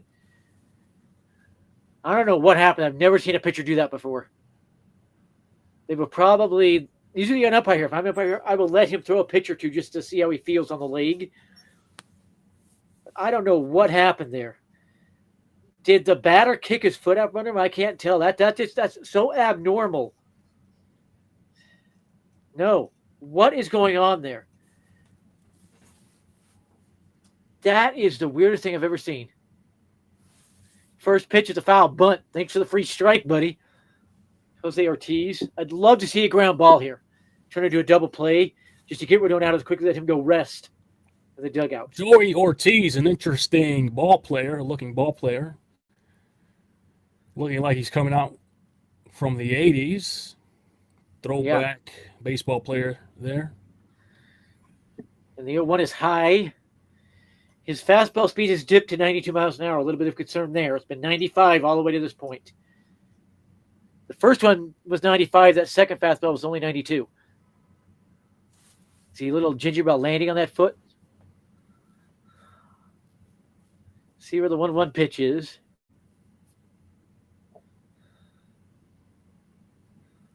Upstairs. And there is a ground ball, but it will only be a ground out. They had no play at second. So he does get the ground ball there. If he can push out of this inning quickly, it'll be impressive. Brewers are a little pesky, man. Yeah. Brewers they're a pesky team. I don't think they make the playoffs this year. I think they fall to third in the division behind the Cubs will be first, the Pirates will be second. But they're a pesky team.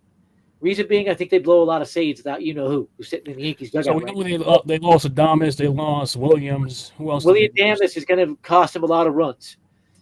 Jose Ortiz is not going to make up for all that. You talk about guys who just had 24 home runs, and Jose Ortiz does not have that kind of power. His career high had 11 home runs in 2024. So, and a nice sinker there for a strike to start on Mitchell. That's high. That's a ball. 1-1 count.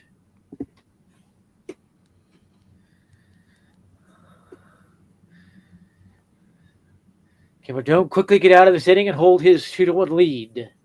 Yankees have no hits since the second on that home run. Their only two hits are the home runs. Now, Cabrera hit a rocket and didn't get hit out of it, so can't say that. Rodon continues to be iffy Swing after and that a miss. miscue at first base. Swing and a miss for a 1-2 count here. Can he get out of the inning quickly?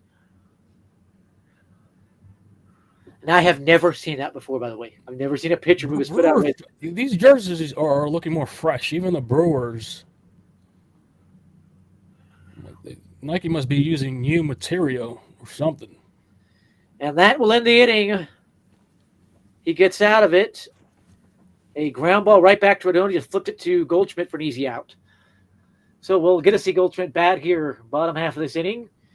But for Rodon, he has 55 pitches through 4. He's doing good. He could go 6 today because remember, he can go 80 to 85 pitches today. Now, if it were me, I'd let him go for every many pitches he was effective. I wouldn't care about any maxes. Yeah, but we do know that he's kind of injury prone, though. So. Yes, he is. And one thing is, injury prone can happen when you're babying players too much. And Rodon is really good play to get that final out. So roll it back, he just grabbed it, and being a lefty, he could just turn his body, pick it up, already aimed at it, and just fire it.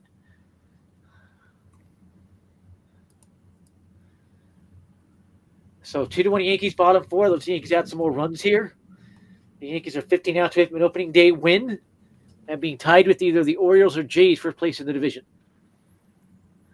Because they're playing the only competition for the Yankees this season, in my opinion, is always going to be the Baltimore Orioles, as they have been having great seasons. They're not competition with their ace Rodriguez out. He might be out the whole season. You have Henderson out for at least April. So they're going to fall back. I think they're up 2-0 right now. RBI by Cedric Mullins on a single. So they had a Rushman home run, then a Mullins single. So they're up 2-0 are the Orioles. The Jays are 0 for 6. Some offense there, Jays. So what's going to happen with Vlad Jr.? They were talking all out for an extension earlier today and yesterday. It got close. The last I heard, their latest offer was the numbers he demanded. If he doesn't take it, then we know he's agreed. In my opinion, you saw what came out by Juan Soto. The Red Sox wanted to sign him, but they were going to defer his payments. I could see Vlad Jr. going to Boston, though. Boston and the Mets would be his finalists if he hits free agency. I'll tell you right now. I don't think he's coming to New York. I think he'll go to Boston. That said, Yankees are getting Murakami, and the Mets do have a option on Pete Alonso. It's a second-year option. So Pete Alonso does not opt out. It blocks the Mets. I should say it's a player option. So to be Bellinger, Goldschmidt, and Chisholm. See if they can put up some better at-bats this time. Rodon has 4 strikeouts, no walks, 5 strikeouts, and no walks by Peralta. So you got a couple of really good games going here. Let's see if Yankees get some more hits. Now, by the way, Freddie Peralta is known for having reverse splits, so he's better against lefties and righties.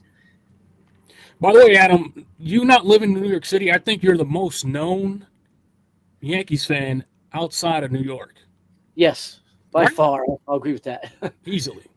I've been planning to go out to New York for a game for years. I've never been able to do it. If what I hope happens over the next few weeks. And I'll go further than that. I think you're the most famous person from Idaho outside from New York City. Probably. Right? Probably. There's not a lot of famous people out of Idaho. There's been a few celebrities, but not a lot. A famous baseball player from Idaho. See, I'm going to wait to tell you who that is. See if you can guess who it is. It was a famous baseball player from Idaho. Who's that player? I'm waiting to see. Check the comments here in a second. See if anybody guesses it. Give you a hint. He was a twin. What decade are you playing? So Jason Schmidt was from Idaho. There's one. Nick Hagedorn, Bill Skeld, Ron Romanek, Ken Strom, Frank Reberger, and Harmon Killebrew. Harmon Killebrew was from Idaho. Miss. Yes, Harmon Killebrew is from about 5 miles from where I was born and where I'm sitting right now. So, remember the same church I am as well. Upstairs, Bellinger takes one. Count 2-2. Yep. Bellinger battling in that bat here. Let's see if he can get the ball on the bat. This time get him his hit. See if we can get him his first Yankees hit. Fouls off a pitch up and in. He's just slating on those pitches, man. Yeah, He's Bellinger looks next. a little bit slow on the pitches. Doesn't mean he can't connect with the pitch. It means he's not really seeing it. It's weird because he owns Peralta over 400 batting average against him. He's in the same division with him. Now he fouls away a low curveball, beating into the dirt. By the way, the shadows are coming into play now. Yes, the shadows will because it's a day game. Some hitters that never really affects, like me, it never really affected me because I'm more of a slap hitter. I'm not looking to drive the ball, though I would every once in a while. Hit 25 homers my senior year in high school because I could hit the gaps. And our center field fence was 500 feet from the plate, so we got through the gap, and I would get to second, third, and all the way around. A single from Cody Bellinger to right field. There's his first Yankees hit. Right there.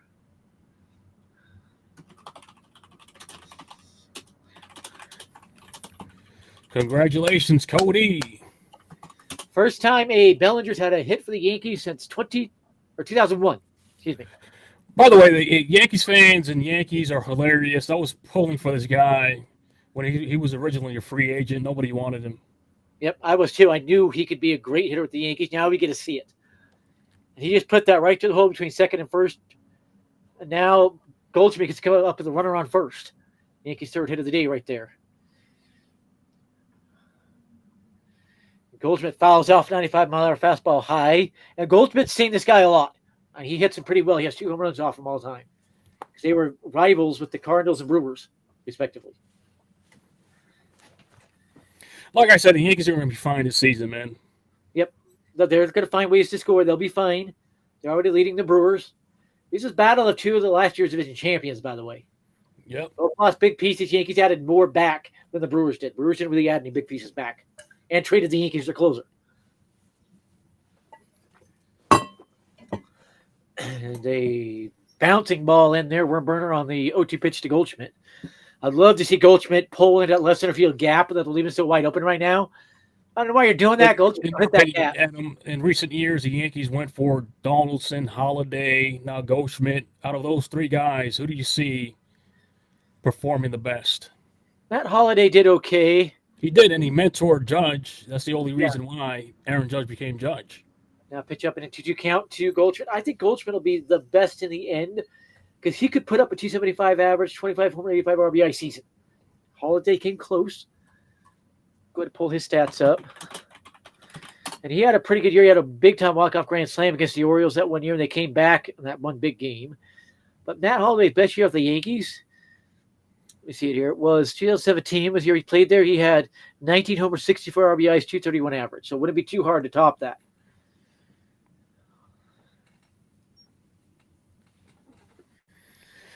I just find it odd that the Yankees and the Cardinals don't make so many trades together because those 2 franchises go hand in hand. It's been about 3 trades the last 5 years. And that's not a lot. No, Goldschmidt was not a trade. It was a free agent thing. Signing. So one of those was Giovanni Gallegos. Remember him? Yeah, the Yankees traded with the Cardinals. Full count now on Goldschmidt. Can we see our first walk of the game? This is a pitch where that's a Major League Baseball name, Paul Goldschmidt. Yep.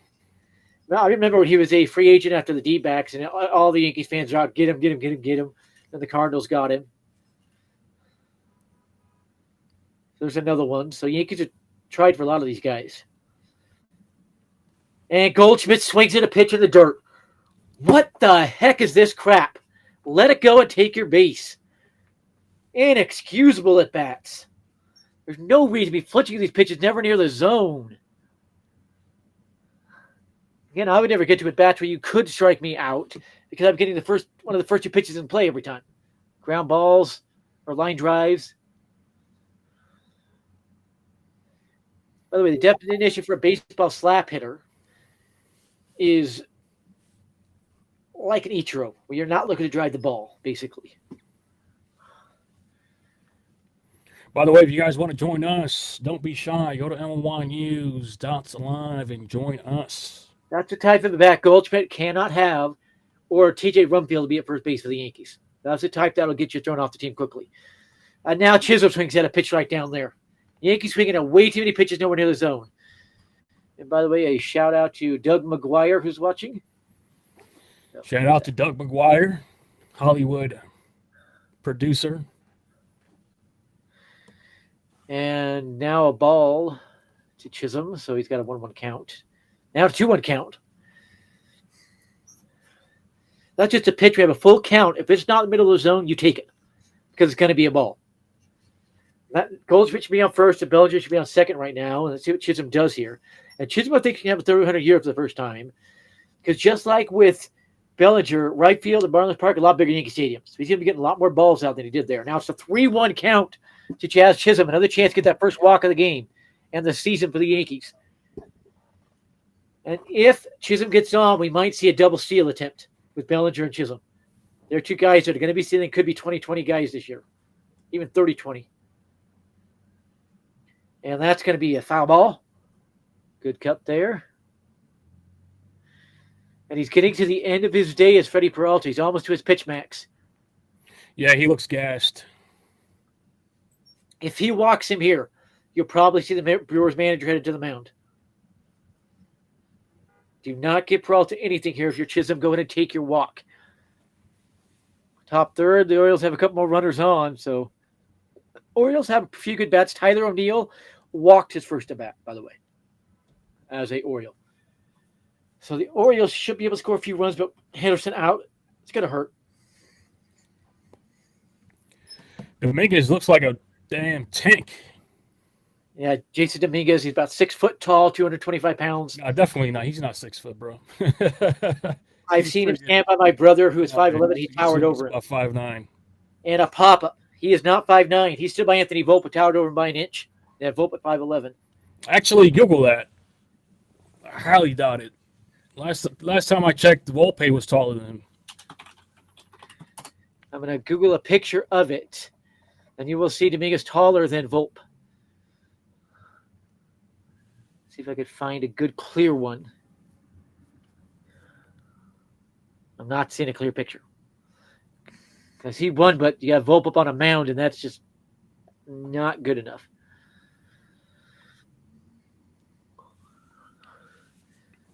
But Dominguez himself said he's 5'11". He's not 5'9".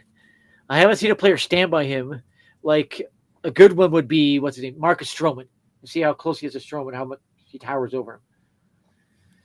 So Chisholm popped up for the out. That's the second out of the inning, and that brings Dominguez to the plate. See what Jason Dominguez can do. The Martian. And he fouls off 2 straight pitches for an 0-2 count. They're throwing everything down and away to Jason Dominguez for some reason. That guy Peralta could paint, though. Nasty. So if you're Dominguez, you might want to think about trying to drive one of these the other way.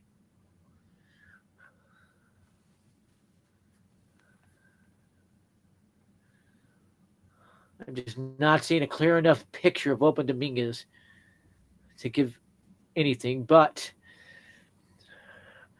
MLB.com lists Jason Dominguez at 5'10", ESPN at 5'9". Yeah, there we go, 5'9". That's accurate, 5'9", 5'10". Baseball America lists him at 5'11".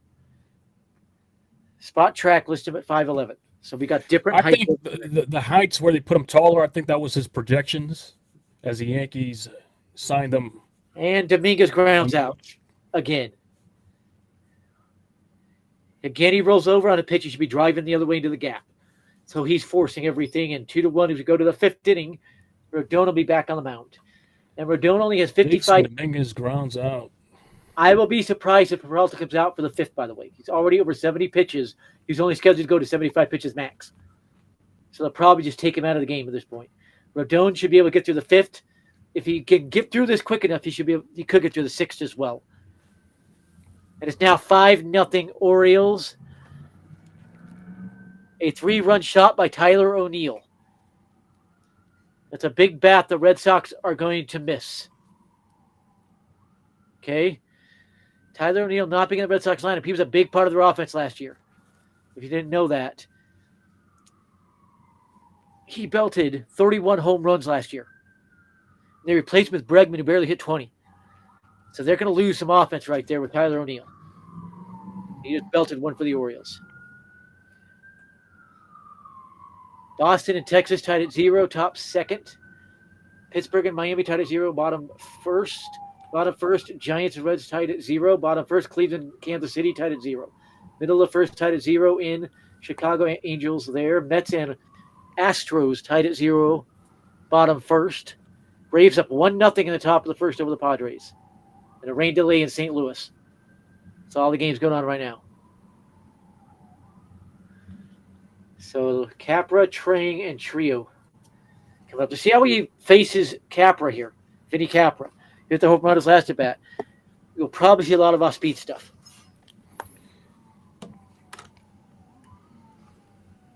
So, yeah, X is a little bit slow right now. Twitter X. Brendan Cutie predicts that Austin Wells will start the All-Star game this year. I would not be surprised at all.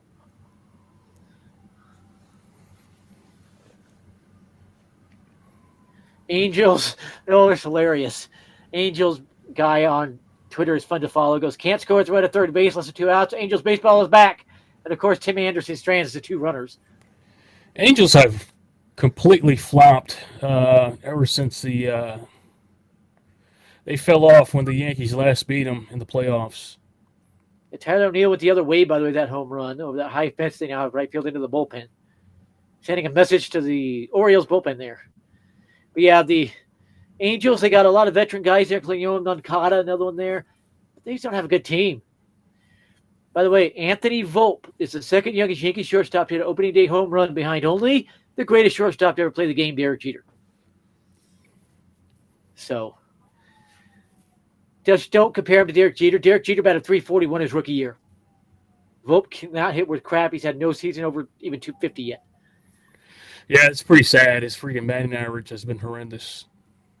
So 0-2 quickly on Capra, and it has not thrown a fastball. As I said, it's been a sinker, then a changeup, and then a Volpe to Renzi Velarde, though. Yeah. So if he could throw a slider down and in, he probably gets Capra here. He goes with a slider, but it's away, and he fouled it away. Man, if you could look at that opening fastball right now, you can make him look silly. You saw what happened last time trying to throw a fastball to this guy. Maybe you could look at that sinker down and in. That might work too. So you have to think, what am I setting up every pitch? If I throw a good slider away, bringing that backdoor slider, then what does that set up? And he gets him swinging at a changeup. He did not throw him a fastball, hold bat. What did I tell you? So 1 up, 1 down. That is strikeout number 5 for Carlos Rodon. Carlos Rodon. One thing that gets me is when people mispronounce names, like Rodon, it is not Rodon. That little accent makes it the O sound that makes it say its name. It's obviously a Spanish name. Yes, it has some Latin descent. I wonder where he is. Rodon. Okay, he is from Miami, Florida. So he is American, but yeah, his dad's name is Carlos Rodon Sr. It doesn't tell me much. His dad is from Cuba. Now, 1-1 count on Trang. Another Cuban made the team. You want to guess who, Adam? Fernando Cruz? JC Escara? Yes. Another Cuban from Florida, Miami. Actually, he's from Hialeah, Florida, which is right by Miami. He's basically in Miami. 1-2 count now on Trang. Can he get 2 straight strikeouts here in the 5th? As he approaches making this an official game. So, Adam, Doug McGuire has a question. He says, what's the over/under Boone getting tossed out of 162 games? 4 games, what?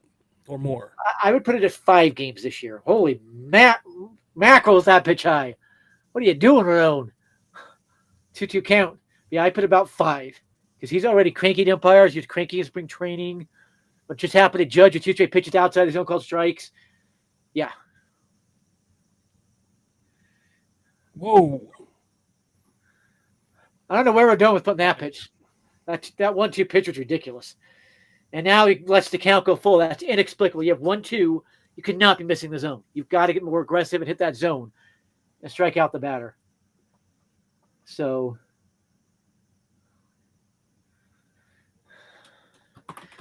Terrence Gore pitching very well for the Nationals. He'll be their ace this year, probably.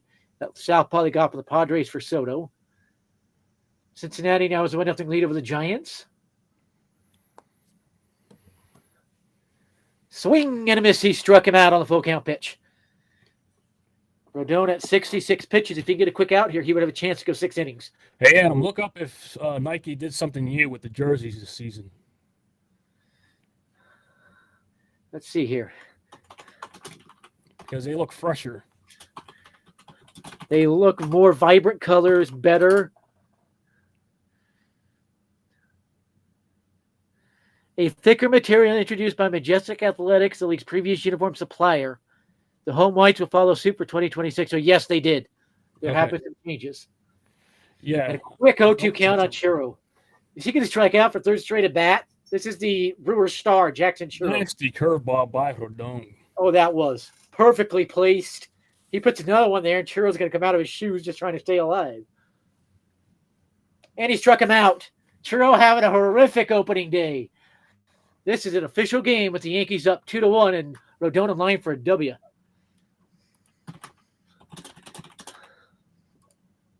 My computer has an issue I've not figured out yet. When I just try to type, it's for some reason hotkeys come on. And it's annoying. Wow, Misty K on a slider.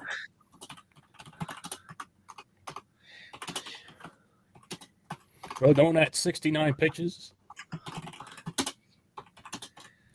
Just need the Yankees to add to the lead. And I do believe we're about to see Cabrera for his second at-bat of the game. Let's see if he can get on.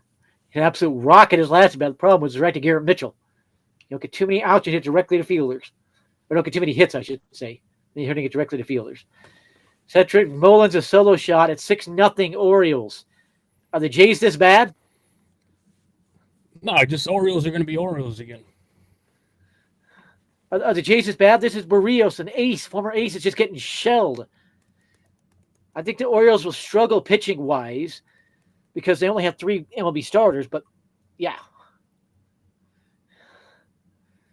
But Barrios just one of the worst opening day starts you could imagine having. Well, Barrios hasn't been Barrios in seasons, though.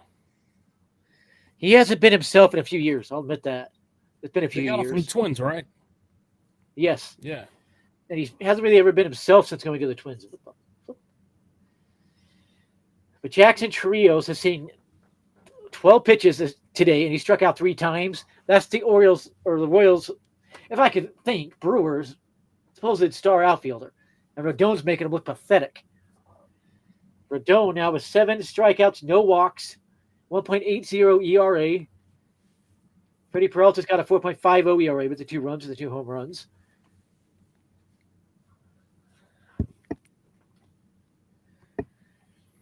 For opening day, we have 176 people watching.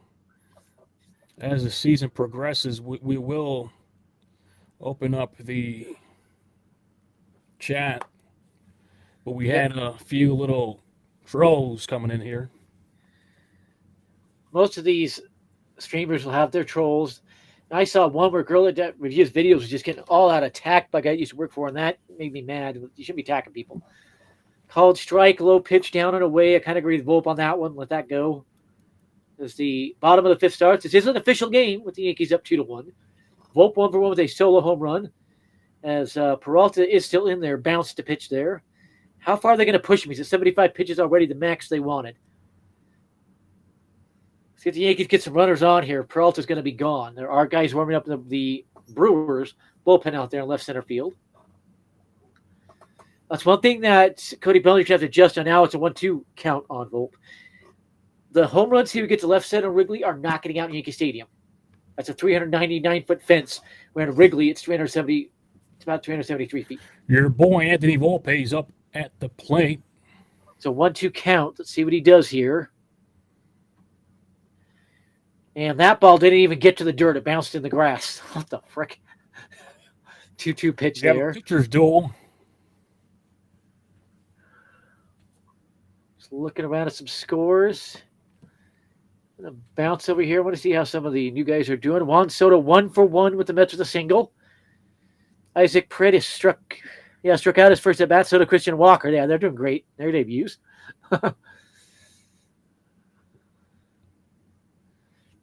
And a pitch inside, full count. Do we finally see a walk today? Volpe has the full count.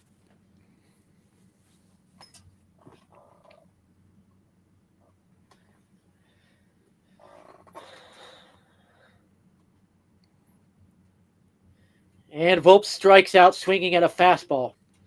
Yeah, that shadow's going to mess with batters now. Classic Volpe there. That's a pitch you at least foul off. That is the 7th strikeout for Peralta matching Rodon. Now, do we see a pitching change here with lefty bats up? Could be interesting. I'm going to quickly use the restroom. I'll be right back, guys.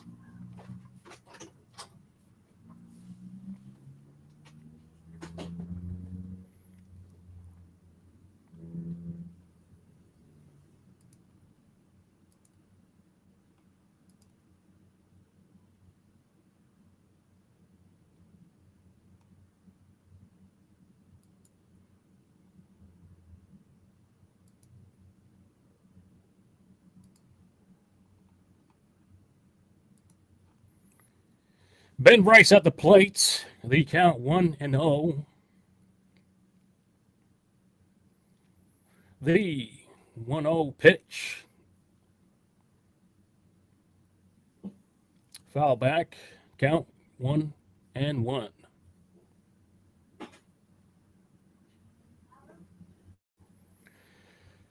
ESPN is showing Freddie Peralta is on the top 4 with the most Ks in the last 2 seasons with 410.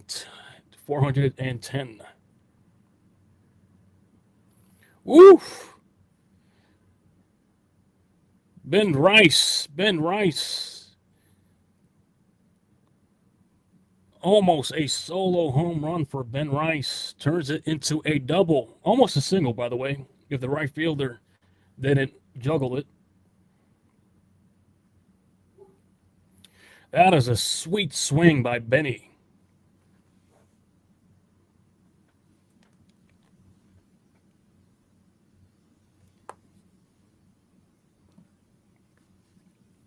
Yankees have the opportunity to tack on some runs.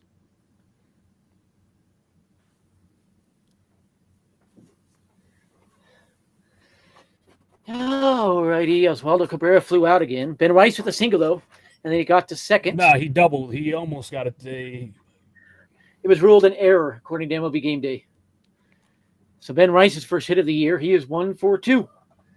Yankees' 4th hit of the day. Cabrera. Doug McGuire with a question. He says, do NYY fans call Ben Rice Uncle Ben because of the rice? Not me. I don't know any who do.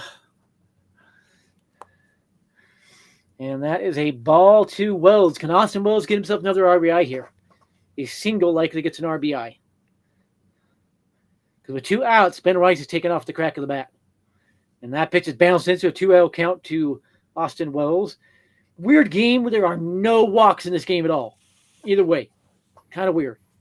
Yeah, the batters are jumpy because it's opening day. A little bit jumpy. Goldschmidt should have had one, but he's swinging a pitch shouldn't be swinging at. He's 0 for 2 right now. Judge on deck, by the way. You'd love to get Judge up here. Even if it's just a Wells walk. Give Judge an at-bat with runners on.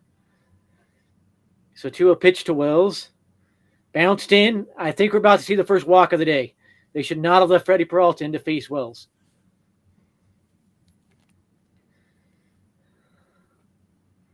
And this will be the last inning for Peralta. He's at 86 pitches now. I'm surprised they pushed him that far. Dome could probably get there. He's scheduled to go 80, 85 pitches. And he's only at 69 pitches. So he should be good for the 6th inning. So 3-0 pitch here. Does Wells draw this walk and give Judge a good at-bat here? And a pitch outside the zone is called a strike. He should be on first base. Texas has a 1-0 lead on the Red Sox and runners on. So Garrett Crochet, or Crochet, however you pronounce that one, is starting to get knocked around. And if he gets knocked around, the Red Sox run for a long season. It is Smith up to the plate, their shortstop out there. Thought that shortstop was Seager unless they move Seager to second base. Seager's not, or the DH today. Okay, that explains it. All right. Wells does walk. There's your first walk of the ball game and the mound visit. Peralta's day is done. He cannot win it. Now, can Aaron Judge come up with a big swing here? And the Brewers bullpen is a pretty weak one. It has 2 good arms and a bunch of question marks. So just see who they bring in.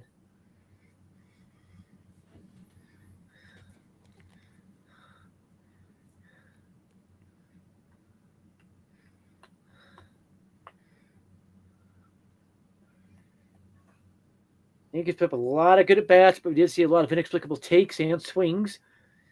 You can get that early season when you're just trying to get your swing going. That can happen.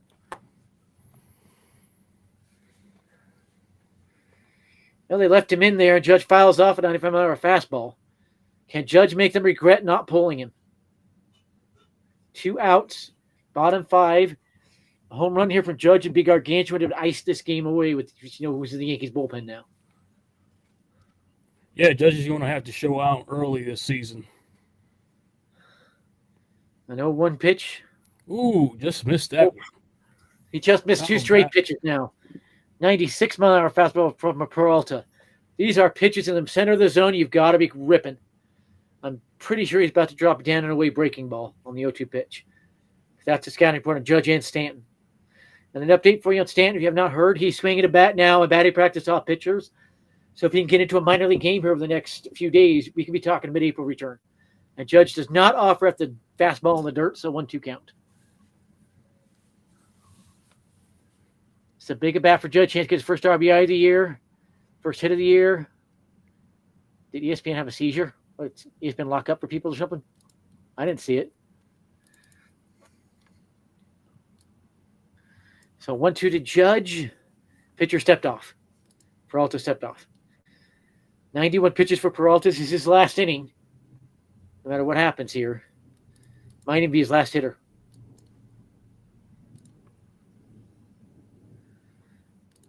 So still waiting that 1-2 pitch. It's in the dirt. The runners do not try to advance. So 2-2 to Judge. He said the first walk of the game either way. It is by Austin Wells, who's having a pretty good day.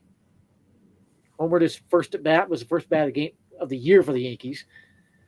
First catcher ever to pull that one off for the Yankees. So 2-2 pitch.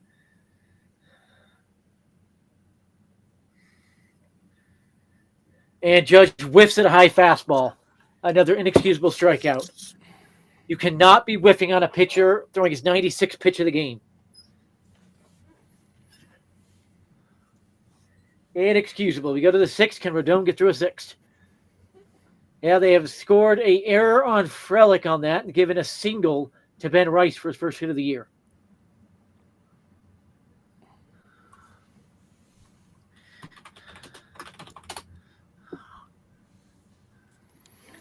Well, I can't say this. Peralta has a lot of ace qualities to him. He does. He's a true ace. And that ball by Rice was off the fence. That should be a straight double. I don't know why they scored that in error, because I don't think Peralta had a chance of throwing him out, even if he fields that cleanly. Nathan Eovaldi is out pitching Crotchet, by the way, but Crotchet did get out of that second inning on just 1 run.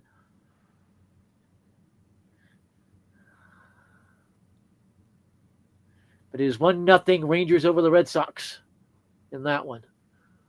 See if there's any other score changes. White Sox lead the Angels 1-0. What the Angels fans just complaining about.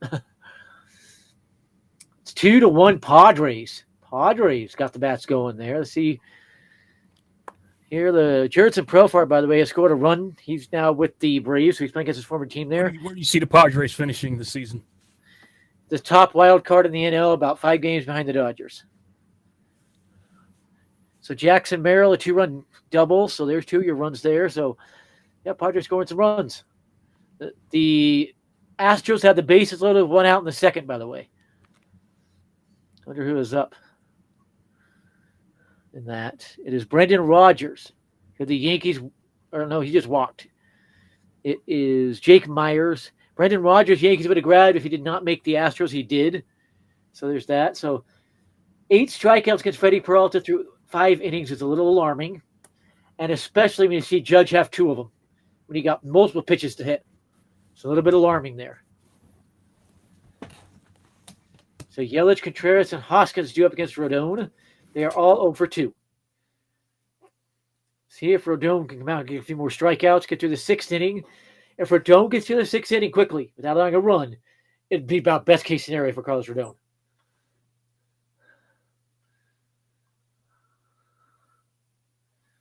How did the Braves score their run? I know Profar scored it, and it was an Albies RBI there. So Braves offense off to a slow start.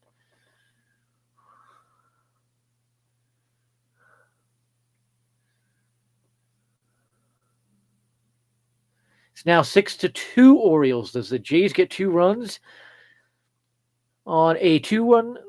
Was it 2-run blast? Yes, a 2-run blast by Jimenez, their second baseman. The Jays offense is one of those got a few good hitters at the top, and then it falls off quick. You have Kirk and Springer down there, but yeah.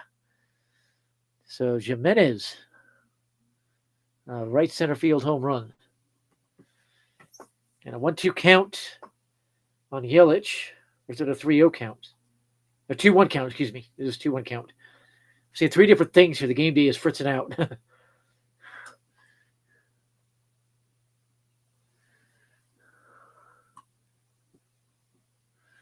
So don't deals. That's a strike 2-2 count on Yelich. Can he get the strikeout? No, that's a ball. Full count.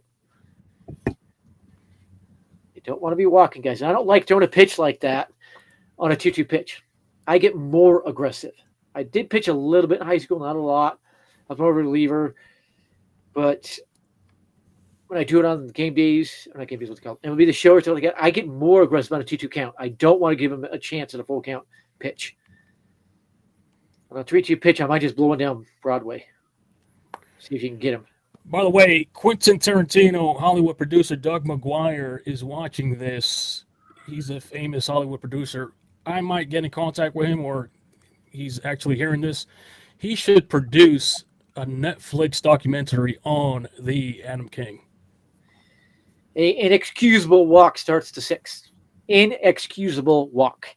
You get 2-2, you've got to be hitting the zone. You cannot be messing around and walking him. The ball 4 was close enough.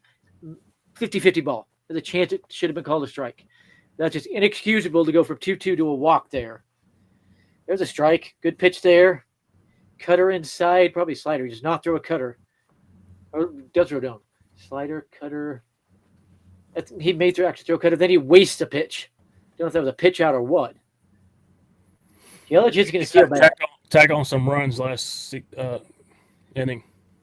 Yeah. Yeah, if you get Rodon through the 6th, then you can put in your lockdown arms from the bullpen.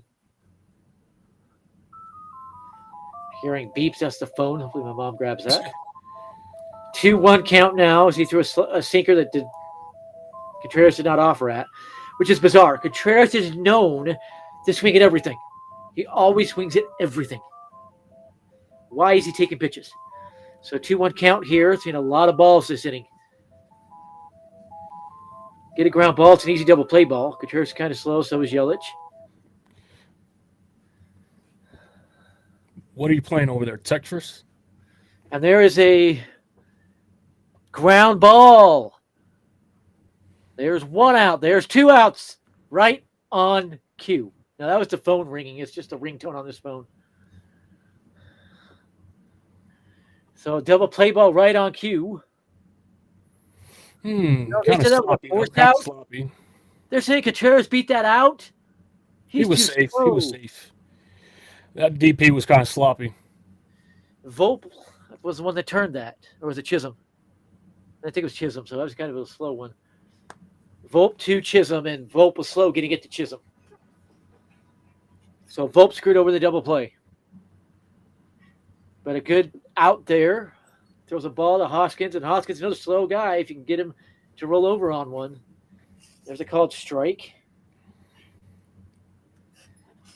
But Contreras, too slow to beat one out, so Volpe really goofed that up. That would be on Volpe for not getting it to Chisholm in time. Chisholm's flipped that around quickly. Now a bouncing ball in there, so a 2-1 count again. Way too many balls this inning. Not near enough strikes. Way too many balls this inning. And Hoskins is one who will take a walk.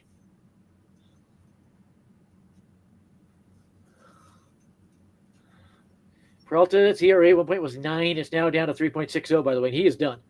No way to put Peralta back out there bottom of the 6th.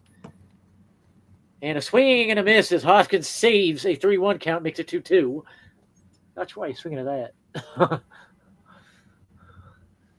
Can Hoskins have a good year for him, former Philly?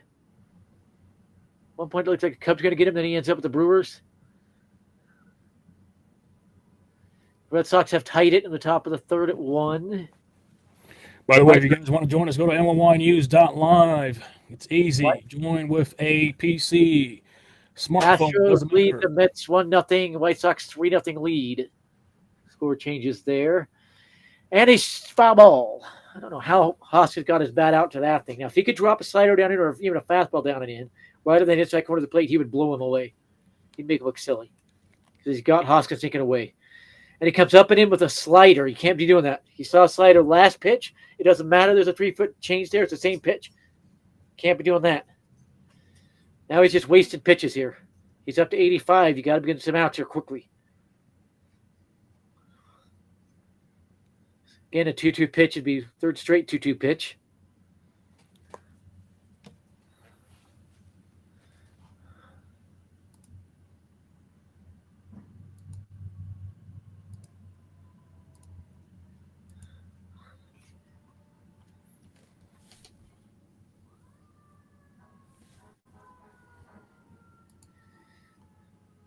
And that one is the fishy one. Slider top of the zone to a changeup at the bottom of the zone. That's a sign of sign stealing. That's a 3-foot difference, up and in, down and away. Only about a 3-mile-per-hour difference. But still, that's a little fishy right there from Hoskins. Hoskins known to strike out a lot. That's a little fishy. Rodon needs to put him away. It's now going to be an 8-pitch at bat. You cannot be having these. We need to get quickly through this inning. He's only 86 pitches. And now he gets a curveball down and in and somehow makes contact. A little bit fishy here now with this at bat. If he could go to a high fastball located up and in, he would blow him away. He's got him thinking low now. A curveball was not set up, which is another issue. Change up a curveball is similar pitches. And you have a really good 12-6 curveball.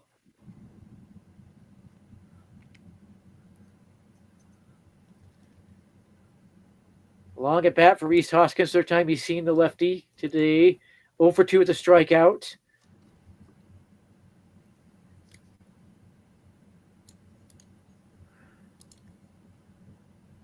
And ball 3 high. He tried to go to the fastball, but it was too high. Yikes. You cannot be walking this guy. And I just know Boone will go to bullpen way too early if he does. You cannot be letting this 2-2 get to full counts. 2 straight batters now. You've let 2-2 get to full count. And he walks him. Back-to-back. Inexcusable walks. You got to be kidding me right now. And I don't know how Hoskins let this swing over that with as high strikeout as he is. By the way, I just realized the link on NYYNEWS.live wasn't functioning. I just fixed it. If you want to join us, click the red button on NYYNEWS.live. And a mound visit. Tell me they're not going to go to the bullpen way too early. Tell me they're not going to go to the bullpen way too early. Back-to-back, suspicious that gets walks. Hoskins, a high strikeout guy, was making contact with pitches that normally humanly impossible to hit. You get an up-and-in slider at 91 down to an 83-mile-an-hour changeup down and away. The human brain cannot adjust to that. You've got to swing over the top of it.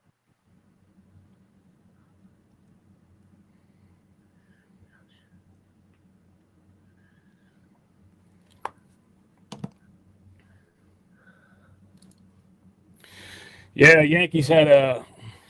And Boone's doing the brain-dead crap going to the bullpen way too early for Tim Hill. Brain dead. Still a good start for Rodon. 5 2/3 inning, 1-run ball.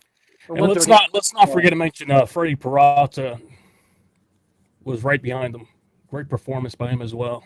Yeah. So Tim Hill, the Yankees' top lefty, is coming in. Tim Hill, who was a late addition after being great all season long last season. He waited till the Yankees finally made an offer he could take. He was literally the best bullpen guy for the Yankees, or one of the best.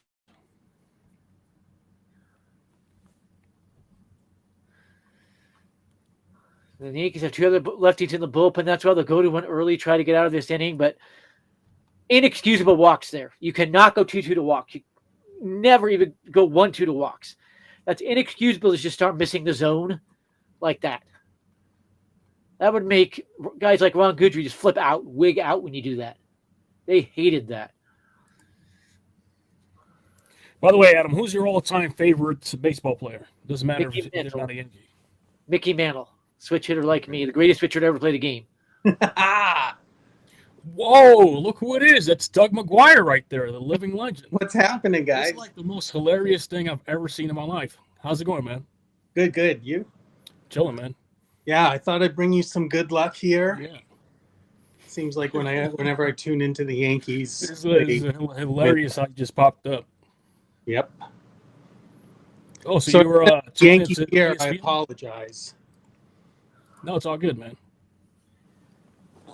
We appreciate the legendary Doug McGuire joining us. Hey. Hey, Doug. So, by the way, Doug McGuire's a Dodgers fan. He had a instance where he was a Red Sox fan, but now more of a Dodgers fan. Yeah, I've been in California now more than half my life, so Yeah. Okay. going to be 52 in 2 weeks. And I left Massachusetts when I was about 25. So. Okay. My dad grew up in Burbank. Oh, nice. Yeah. Phoenix knows, man. Burbank. Burbank. That's hilarious. Is that true, Adam, or are you making that up? That's 100% true. I have a lot of family, or any Kings you want to do a Burbank are related to me. That's my dad's family. Amazing. Wow, what a coincidence, man. He was a diehard Dodger fans, and he hated the Yankees, and I'm a Yankees fan. So, yeah, I love when the Dodgers play the Yankees. I'm going to try to get to a game if they're. I haven't seen the schedule, but are they playing at Dodger Stadium? The Yankees and Dodgers. Do they play again? Look that up. Every team plays every team every year now. I'm going to pull up the Yankee schedule to see where the series is. I know it's not for a couple of months. Yeah.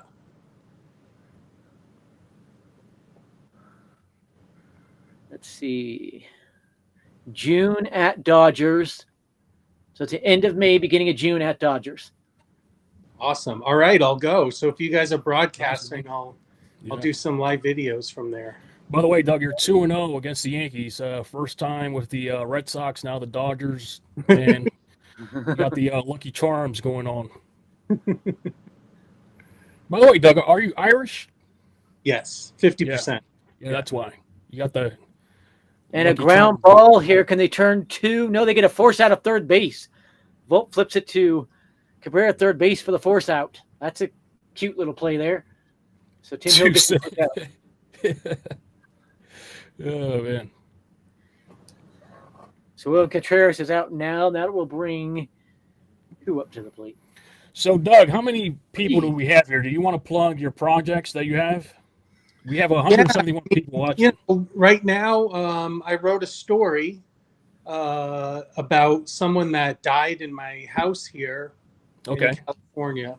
And I turned it like into a ghost story. So Ooh. it took me, like I think about 2 or 3 days to write it. And then I just started submitting to places. So, if you're a writer or a filmmaker and you don't know what to do with your project, I'll plug a website. I have nothing to do with it, but it's called filmfreeway.com. And what that is it will show you all these independent film festivals. I mean, Sundance Film Festivals on there, Slam Dance. I haven't seen like the Cannes Film Festival, but there's a bunch of like big ones and little ones. So, you just pay like a little bit of a fee and then you're submitted and then they let you know if you've been accepted or rejected. Nice. But yeah, so I wrote this one called It's Open and Bases loaded. Oh man. Infield single bases loaded now. Oh boy. If you didn't know, it's the Sundance Film Festival, guys. It's no longer just a Park City thing. It'll be moving around the country now. Wow. Because it was sold by Robert Redford, and the new owner is going to be moving at different locations around the country. It'll come back to Park City, Utah, about once every 5 years. Oh, that's awesome. So I saw, Doug, you won a lot of awards for your recent screenplay, right? Yes. Nice. Yeah, and what it's about, I'm going to try not... I'm on a little bit of a delay, so definitely interrupt me if something huge happens. That's all good. It's all good. So what happened was I was sitting in the house here, and I started smelling like something kind of fishy coming through the vents. And, you know, we had this kind of roommate that lives in a casita, which is, you know, like a connected house. Yeah. But, you know, whatever, if she were to cook something, I could smell like the food from the vents, or, you know, if they were to smoke pot or something like that, the house would kind of fill up with that. Anyway, she was about like 70 years old, and I was smelling this like really weird smell I'd never smelled before. And, you know, my girlfriend is like, hey, go check on her because she's kind of old. She might be dead. Maybe we're smelling a dead body. Wow. So I knock on the door, and she's like, yes. And I go, oh, is everything okay in there? She's like, come in. And I try the door. It doesn't work. And I said, the door's locked. And she's like, come in, try it again. And I'm like, are you sure you're okay? She's like, yes. So I'm like, all right. And then a couple of days pass. Her sister ends up calling us and says, hey, I haven't heard from my sister in like 4 days. Can you go check on her? So, you know, we knock, there's no answer. We kind of crack the door open, and she's dead on the floor. Oh, my God. Yeah. So I was like, holy crap. So, you know, we called the police, the fire department came out, the coroners, you know, I mean, they had to investigate to see if there was any foul play. And I decided to write about it. So I kind of turned it into a ghost story because it was just weird that, you know, I was smelling like a dead body, and oh, here we go. What happened? Was that a foul? Bases are still loaded, right, Adam? Yeah, 2-2 count right now. A good pitch ends the inning. Yeah. So, you know, that's what my story's about. And I guess like a lot of people responded to it because I sort of turned it into like a Sixth Sense type thing where it's got a twist ending. So, you know, I sort of took some real life stuff, wrote about it, and oh man, that was a good pitch. So, man, you've been hitting up the gym, man. You look fit. No, dude. You know what happened? I was down to about like 185, okay. And then I went on a cruise to the Bahamas. Ooh. And no, wait, was it the Bahamas? Yeah, somewhere around there. But it was on one of those like MSC cruise lines that Orlando Bloom and what's her name, Drew Barrymore are plugging these days. I came back and I put on 25 pounds just from like this 11-day cruise. Jesus. So yeah, I'm actually not fit. Isaiah Collins is pinch hitting for Mitch right now, and he's taking some fishy cuts here. Fouled off at 88 away, and somehow made contact with 98 inside. It's a little we bit. got to get out of this inning, guys. Yeah, man. And the inning is over. Tim Hill got out of it. There so we go. 2-1 bottom of the sixth. Grounded right to Volpe. He's able to get the force out at second to Jazz. All right. Well, hopefully that's as close as it's going to get. I mean, those bases were juiced. Yep. 2 outs. And the funny part here, if it gets to the ninth inning with this score, the Brewers are going to have to face their former closer. That's right. Devin Williams. He almost went to the Dodgers, and the Yankees sniped him, and he loves being a Yankee. This would be funny to see him come out against the Brewers and them have to face this guy because they know about that changeup. Doug McGuire, you still riding them rap bars? The raps, no. I'm a retired rapper. But you can check out some of my greatest hits on SoundCloud. The Joys went double platinum, man. Hilarious. Those mixes are fucking. Legendary, man. I had this idea though that and it never really took off, but like you get another rapper's music and you just rap over it. You try to like overpower him, but at the same time like weave your lyrics in and out of his or hers, depending what song it is, I guess. But yeah, I did a lot of that with like Eminem. I did some stuff with there's this really good rapper called Paris. Not too many people have heard of him, but he's from San Francisco. And so, when you say Paris, people think of Paris Hilton. And every time I hear San Francisco, man, I just laugh, man, because we know what I'm talking about, right? It's hilarious, man. Oh, man. Fun times, man. It's freaking hilarious. Man, I used to freaking hysterically laugh at all that stuff. Yep. That's why I was doing it. It's freaking hilarious.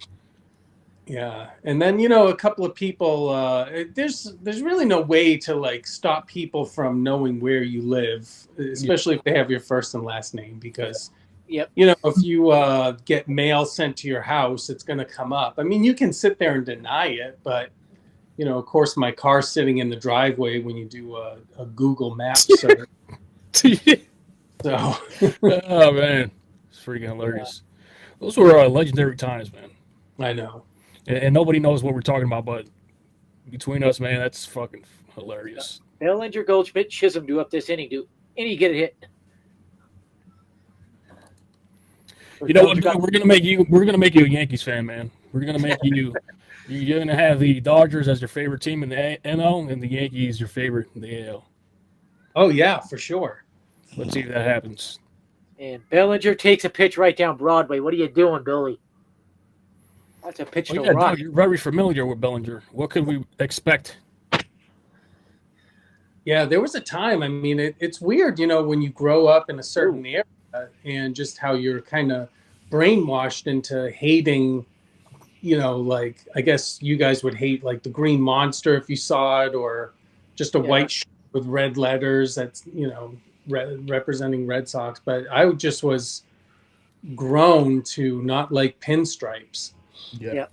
But as you get older, I guess, or at least for me, that went away, and I just got to appreciate good players and great baseball games. And that's why I love when the Dodgers play the Yankees, because it just has like a lot of history there. Yes. Yeah, you were vouching for that for years now, and it finally happened. The Yankees played better in that World Series. Might have gone 7 games. Yeah. 3-1 count on Bellinger. He walks. Bellinger draws a walk. So Goldschmidt up, and it's a 6'8" lefty on the mound for the Brewers. And Hudson. Jeez. Little fella, about the size of Judge. Hey, Doug, have you ever heard Adam King's opera singing skills? No. He's great, man. I can't sing right now. I've been dealing with a sore throat the last week, so Okay, yeah. that's why I have this stuff. My medicine I've been taking. As Goldschmidt takes a 92-mile fastball inside, 6'8", and he's only throwing 92 miles an hour. Come on, you wuss! 6'8", he's hitting 100 easy. Goldschmidt swinging a miss. Oh man, dude, that's right down Broadway. You got to crack that one. Still waiting to see Goldschmidt's first hit as a Yankee. I mean, he looks good at the plate, though. He's getting good cuts. He can't be missing 92 there. 0-2 pitch. He's going to try to bounce one. Get him to swing on top of it. Now fastball inside. Again, 92. You're 6'8", pitcher. 6'8", he's hitting 98, 100 miles an hour. Reminds me of Michael Tonkin is 6'8". I think he's down with the Royals. Maybe the Twins. No, Twins. And 6'8", there's no fastball speed. What is that? Yeah, you remember the guy on the Royals that was super tall and could barely like freaking top 80? Chris Young. And Goldschmidt strikes himself out again. Got to be kidding me, Goldschmidt. But talking about the Red Sox have a good farm system, man. Yeah. It's way overrated, but it is good. And I still believe Vlad Jr. is going to be a Red Sox. Really? Yeah. Braves They matched, actually, the Mets offer, right, Adam? But deferred payments? Yes, they did, but he chose the Mets. on Soto. So, yeah. Yeah, I could see them doing that to Vlad. Christian Campbell's 0 for 1, by the way. If it tells you about the Red Sox farm system. 0 for 2 is Duran. Red Sox just not hitting very well right now. Tied at 1 in that game. Miami leads the Pirates 1-0. Okay, then. Yeah, so I heard people saying the Red Sox were going to win the division this year, but I just don't think so. I don't either. I think it'll be the Yankees pretty easy. It's 2-0 count on Chisholm. He's going to walk another lefty hitter. That'd be funny. And it'll be interesting if that here. Chris Sale's freaking Chris Sale again. Yeah, the Braves fixed him. The Braves aren't a pitcher's park, but yeah, they fixed him. The Red Sox traded him, right? Oh, yeah. Yep, they traded him to the Braves, and he had won the Cy Young with the Braves. They fixed him. Now, how does this make sense? Jazz Chisholm takes 2 pitches to the same location. First one's called a ball, second one's called a strike. How does that make sense? That drives me nuts. And I am an umpire. I've umpired over 1,000 games in my career. I've been umpiring since I was 14. I did Little League for about 4 years. I did high school. And you do over 50 games a year. So you do the math there. And now it's 3-1 on Chisholm. This is going to be funny if you watch 2 straight lefty hitters. And it'd be very interesting at bat for Jason Dominguez. How does he bat right-handed this year? He's never hit home run right-handed in his career. He did in the minors, not in the majors. So 3-1 pitch to Chisholm. Does he try to sit on one, try to jack one? Or does he try to walk? Have you guys ever thought that it's weird? And it is a walk. 2 straight walks to lefties, and he strikes out the righty. What the heck? Do you guys think it's strange that the baseball managers also suit up? Like, they don't do that. Could you imagine, like, Bill Belichick or, some Andy Reid with football gear? It's hilarious. That just sounds funny. I can't imagine Andy Reid because he played at BYU. I've seen him in football gear before, but that just sounds weird. But that just goes by what they used to do in the old days. The manager used to play in the games as well, too, some of them. Mm-hmm. From Philadelphia, Mackenzie Gore has 12 strikeouts through 5 innings. The lefty pitcher they got for Juan Soto for the Nationals.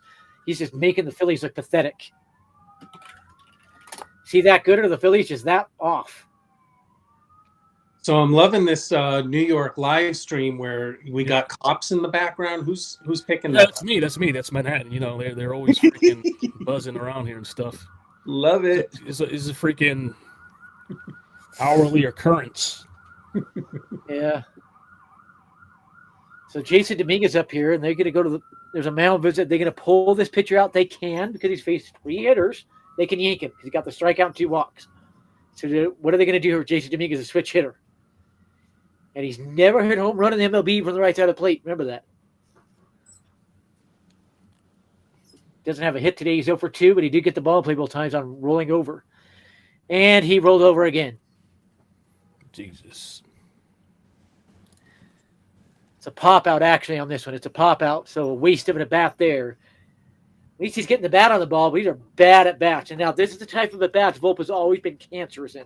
He hardly ever gets hits in these at-bats. 2 outs with runner scoring position.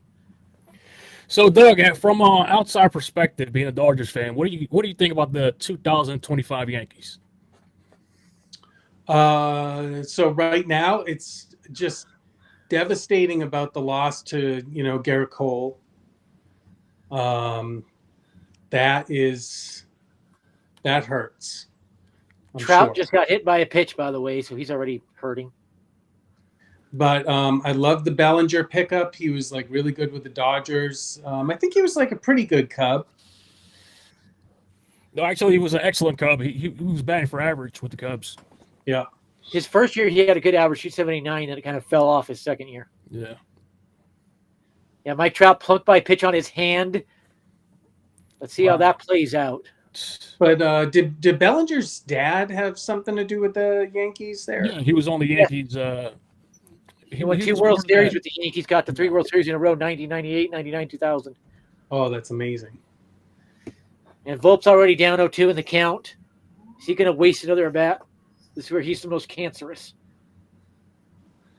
I'm happy for you guys that you got rid of Verdugo.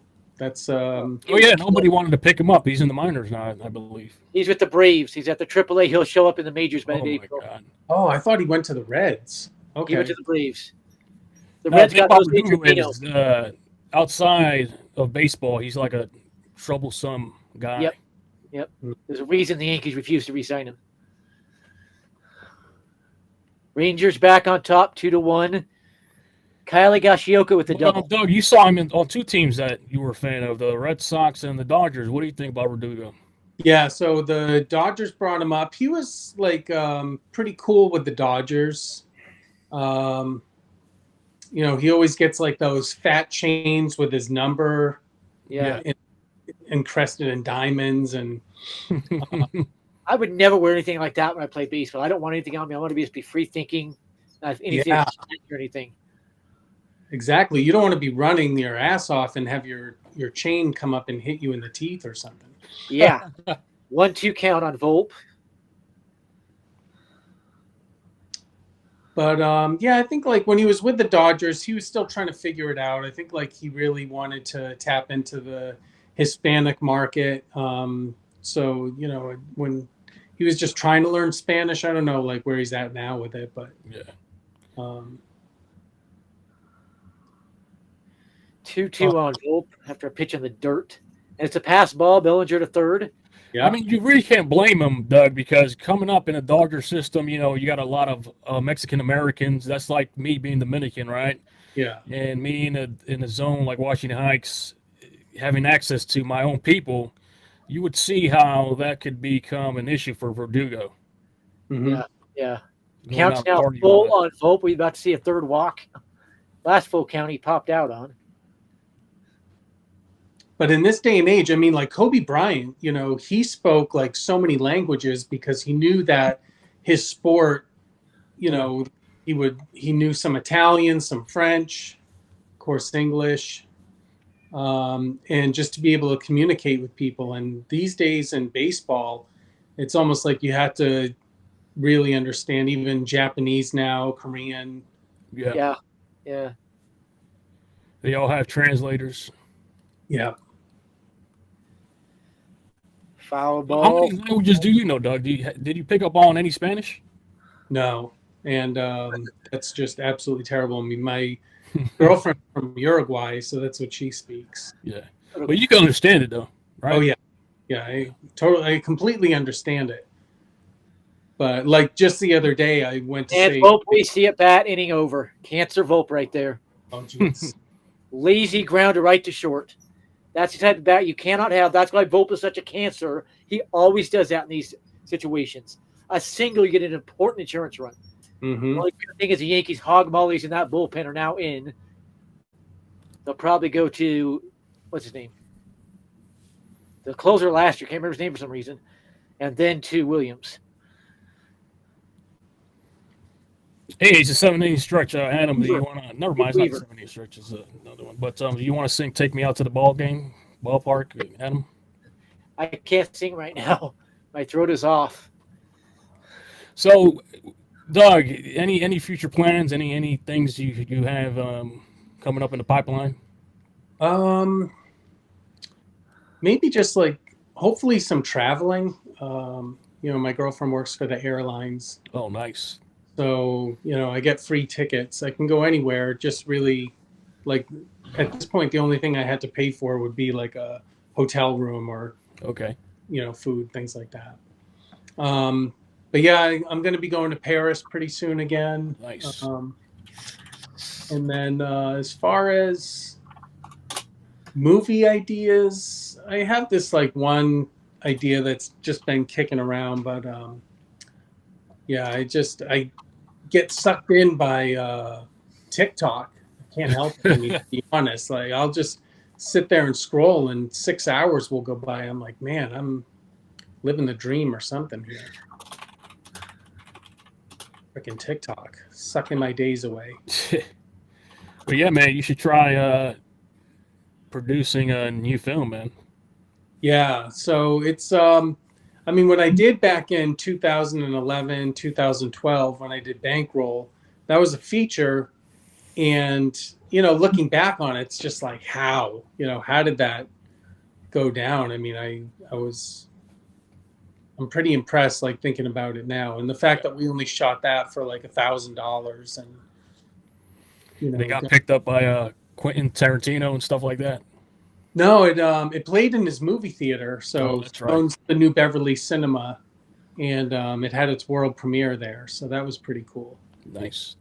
Yeah, and then a couple of articles I read. I read this one with him and Brad Pitt. They were talking about Once Upon a Time in Hollywood, and Tarantino said, he didn't mention me by name, and neither did Brad Pitt, but he said there's one instance where someone almost got the title of my movie, and that's in the movie that I made, Bankroll. It says Once Upon a Time ...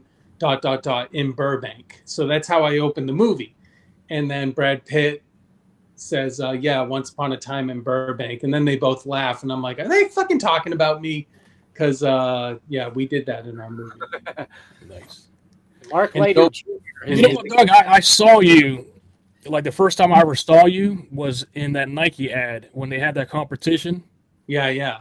Yeah, that's the first time, but I didn't realize that was you. That was back in what, 2010 or something like that? Or 20? No, that had to be like 2003. Yeah. I remember something like that. They had like a competition of who could produce the best Nike commercial. Yeah, that one was really cool. Yeah. It was a lot like It was like Mad Max. Yeah. Road Warrior. And that was another one where, I got lucky there. I was just hanging out with, my girlfriend at the time, and she was having like a huge party at her house in the Hollywood Hills, and some guy just came up to me and he was like, "Are you an actor?" And I said, "Yeah, I just got my SAG card." And he was like, "'Cause I think I want to, put you in this commercial that I'm doing." And I was like, "Oh, no way." And then next thing you know, it was a lot bigger budget than I thought it would be. They were shooting real 35 millimeter film, and it was a good time. Yeah. Is it still on YouTube? We could actually play it now if you want. Geez, I don't think so. I know it's on Vimeo. Yeah. Yeah, but not YouTube. It's on Vimeo.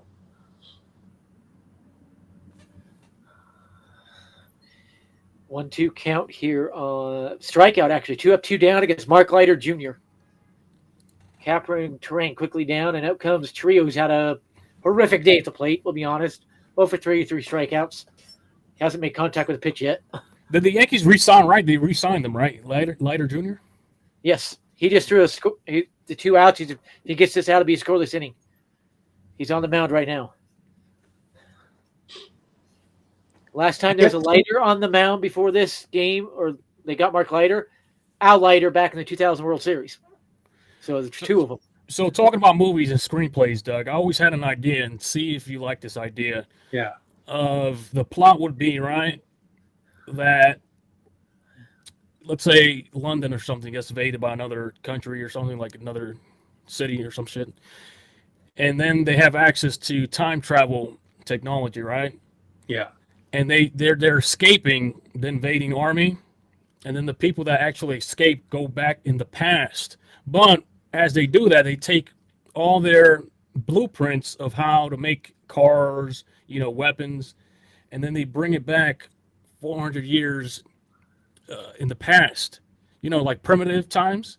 Yeah, yeah. And then they teach the people in that era how to build all that technology.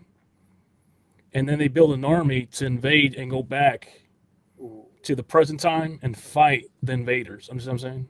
Yeah. How does that sound? Like that. That's what's happening now. I like the idea. Yeah. But like I look at technology now, like even a smartphone, just it completely blows my mind. Like that you're tapping on glass and your finger Yeah, keys tapping on back glass on the screen that you want it to. It just like who came up with that and how did they make it work? I mean, when you think about it, that technology has been out for quite some time. Back when when was the first like touch screen? I remember some portable games that used to be like that. And I think even when you would go to the bank, like that's where I think That's right. some touch screens were. They also had buttons in case the touch screen went down. But yeah, talking about technology, I heard that all the stuff we get is like already 20 years old. And they just give it us. Yeah, the military has to test all that stuff out. Yep.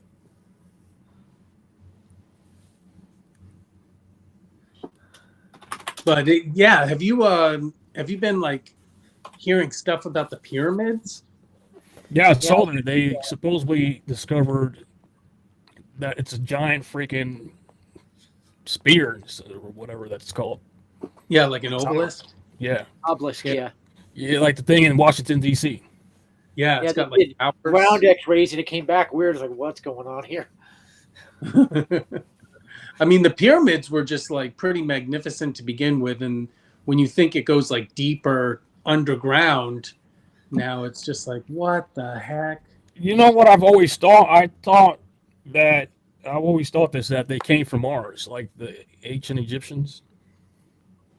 Yeah, you ever seen Stargate? That's a cool Yeah, movie. for sure. That's one of my favorite movies right there. Stargate. Yeah. I actually saw that in the movie theater when it came out. Yeah. It's freaking legendary. I don't know, man. There's a lot of secrecy when it comes to ancient Egypt. Yeah, there is. In lots of places in the world. Jackson Trio with the golden sombrero. Poor guy. So, Doug, what do you think that technology is? The technology they found in Egypt is a reactor or what? Yeah, it's got to be. I would just think maybe somehow to power things up. But like I was watching some stuff. I didn't know it was AI, and I was so happy that they found all these caves and there was like water in it, and these like guys were going around with flashlights and finding all these tombs, and I was like, yo, Doug, imagine how crazy that would have been if AI was around when you know back then on YouTube. That would have been crazy, man. Yep. Yeah. But if they found that stuff in the ground, right? Mm-hmm. They dig in the ground, or you think years passed and all that stuff got buried? Yeah, I think it was buried. Yeah. Well, if you look at the description, it says mountains jumped on cities. So that's freaking like 10,000 years passing to bury all that stuff. Yeah, because out here I'm in the desert, and when the wind kicks up enough, like all the sand just goes everywhere and accumulates. Yeah. It starts to cover things. I'm in Idaho, so I've seen the same a little bit. Not as bad as there, but we get it out of the potato fields. We see dirt in the air all the time. So you're in Idaho right now? Yes, that's where I live. I'm from here. Oh, cool. What's it like being a Yankee fan in Idaho? There's actually more Yankees fans here than you think. Yeah. I've never run into a Red Sox fan here. I've run into a few Dodgers fans. I've run into a Blue Jays fan. He moved from Toronto. But it's interesting. It's kind of a whole mix of different teams around here. Yeah. Let's get back over here. Got Ben Rice, Oswaldo Cabrera, and Austin Wells due up. And Austin Wells made history, if you didn't hear. First Yankee catcher ever to hit a leadoff home run on opening day. So the keyword was catcher. Yes, that's the keyword. Okay. Because before you said he was the first one. But I mean, out of the history of the game, you know, I mean, they were even saying to like start the catcher as their leadoff hitter was kind of. Yeah, he's the first Yankee catcher ever to lead off. Yeah, and then for him to just smack one out. But the history of this game, I mean, it goes back far. Yeah, that's what I'm saying, which is pretty intense. Is that Major League Baseball or just the Yankees, Adam? That's for the Yankees, and baseball there's probably been others. By the way, from the Cardinals, Katie, one of the reporters, says there are boos all throughout the Cardinal Stadium right now. For what? They're booing the GM and attacking him. Wow. So, yeah, glad we're not over there. Run some like scores. I said, when it comes to the Cardinals, Dodgers, Yankees, traditional teams. Yep. League of their own. Yeah. And the Red Sox as well. It's still 6-2 Orioles over the Blue Jays, 1-0 Nationals over the Phillies in the 6th, and Mackenzie Gore shining in that one. Tied at 2-5 in Texas. Red Sox Rangers. Pirates have rallied, take a 2-1 lead on the Marlins in the 5th. Reds lead the Giants 3-2. White Sox lead the Angels 3-0. The Astros lead the Mets 3-0. So much for the Soto effect on that offense. Padres and Braves tied up 3 in the 4th. And it's still a rain delay in St. Louis and Minnesota. They're still trying to get going there, and those Blues are raining out there. There's even been a chance of trade Arenado now. Yeah, good luck with that. Why are they demanding to trade Arenado, though? They want a complete rebuild. Just get rid of Arenado, start with the young guys. I have a good friend who used to be a radio reporter for the Cardinals, Greg Berkner, if you ever heard that name.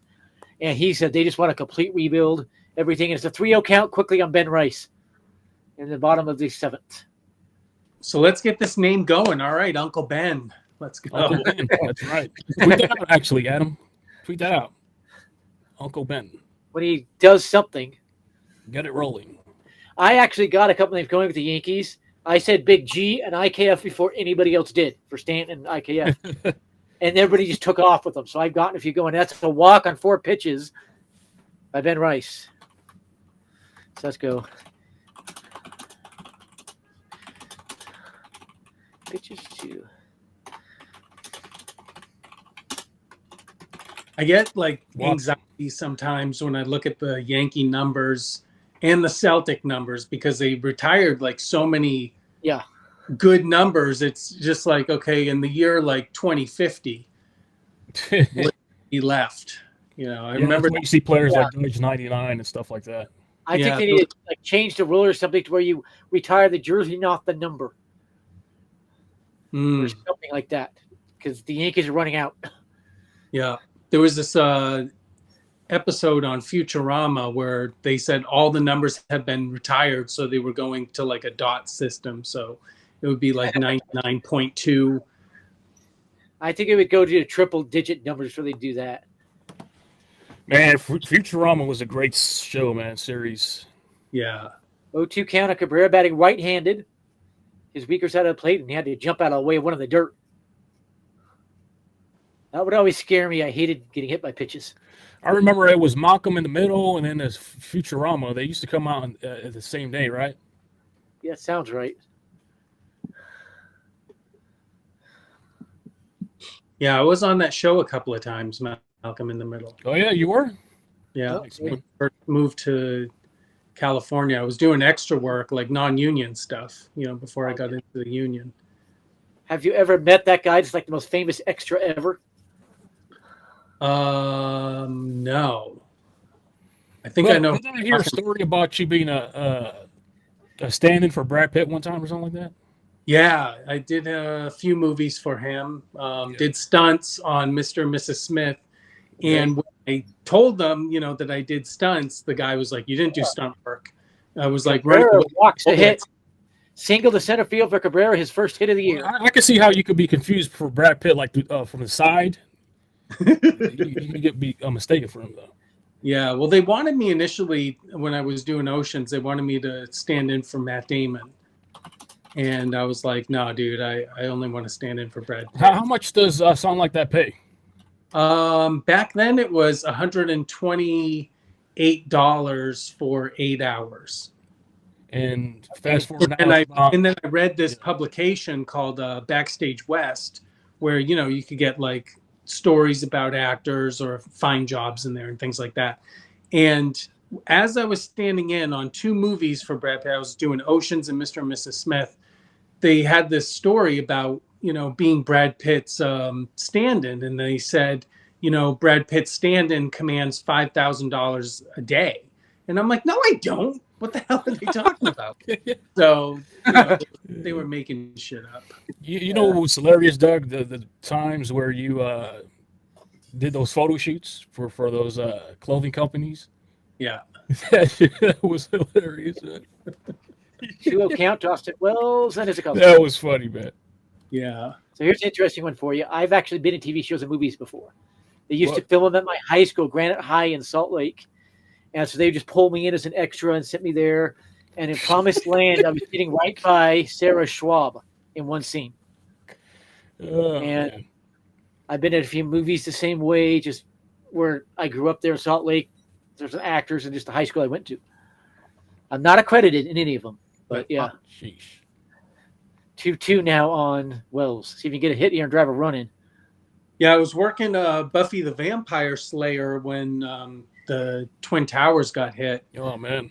in 2001, and that day was like really weird. We were in the moving van, so I get in the moving van, and I was the only one in the van with the driver because they would drive us to set. We would park at a parking lot, and then they would drive us to the Buffy set. And he's like, a plane just hit the Twin Towers. And I was thinking like it was like a little Piper Cub or something. And we get on set. There was like a lot of whispers, and then they sent us home. And so that was Full count on Wells. And Wells flies out to center field. Judge will have the RBI opportunity. all right. Judge has to do something, man. Yeah, he's got to come through here. Yeah.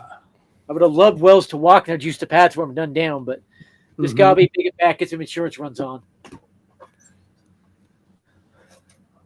Yeah, he could have set the stage for a nice grand slam. Yeah. Oh, well. And you also wrote a screenplay for baseball, actually, right, Doug? Yes. About that umpire. About the Angels when they got bamboozled by the Chicago White Sox back in 2003, I believe. And Judge comes through. Oh, no. Base hit left field. A run will score. Aaron Judge, first ribby of the year. Let's go. It'll be a double, actually. It's an RBI double for Judge.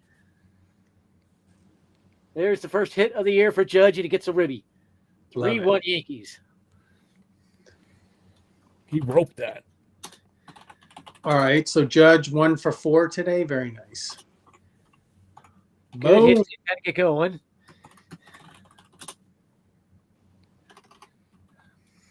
Score too many more runs. You don't get to see Devin Williams today. But now you got second and third, one down for Cody Bellinger. Chance for him to get a first RBI as a Yankee. So Judge was, what was that? First pitch swinging? Was he? No. It was a couple of pitches into the at bat, I believe. Adam, see if the Yankees play the Giants this season. Do they play the San Francisco Giants? They do. I don't know when, but they do. Whoa! I gotta get James D in here. Yo, that would be hilarious, man. It was first pitch swinging by Judge and a rope to left field for a double. So, first double of the season for the Yankees. Third extra base hit. Count the home runs. So 0-1 to Bellinger. Now 1-2. Quickly. Okay, that flipped it out. What the heck? I'm telling you, man, like if you guys are watching this on TV at all, like Bellinger is just all over that plate, man. His toes white line on the batter's box. Yeah. I mean, he As crowds. I was saying earlier, Doug, do you notice this as well? Like the jerseys look more fresh this season. They look like they made improvements to them. What do you think? Yeah. Remember that huge sweating issue last year? Just annoying. 2-2 now on Bellinger. All I need is a single. He gets 2 ribbies here. Bellinger has a hit. He had a single earlier. And he walked. He's 1 for 2. We had to start putting patches on the uniforms and stuff. I hope it doesn't get out of hand. I remember when they first started doing the little new era. And Bellinger cracks one into right center. This is going to get a run and probably a sac fly. Oh, man. Belly. 4-1 Yankees. Yeah, the Mariners have that problem with the patch now. That's red and their jerseys like freaking. Oh, that is ugly. That is ugly.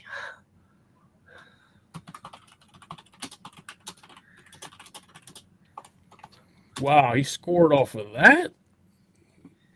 That right fielder. Let's see what Goldschmidt can do. See if he can get another run in. Get his first hit as a Yankee.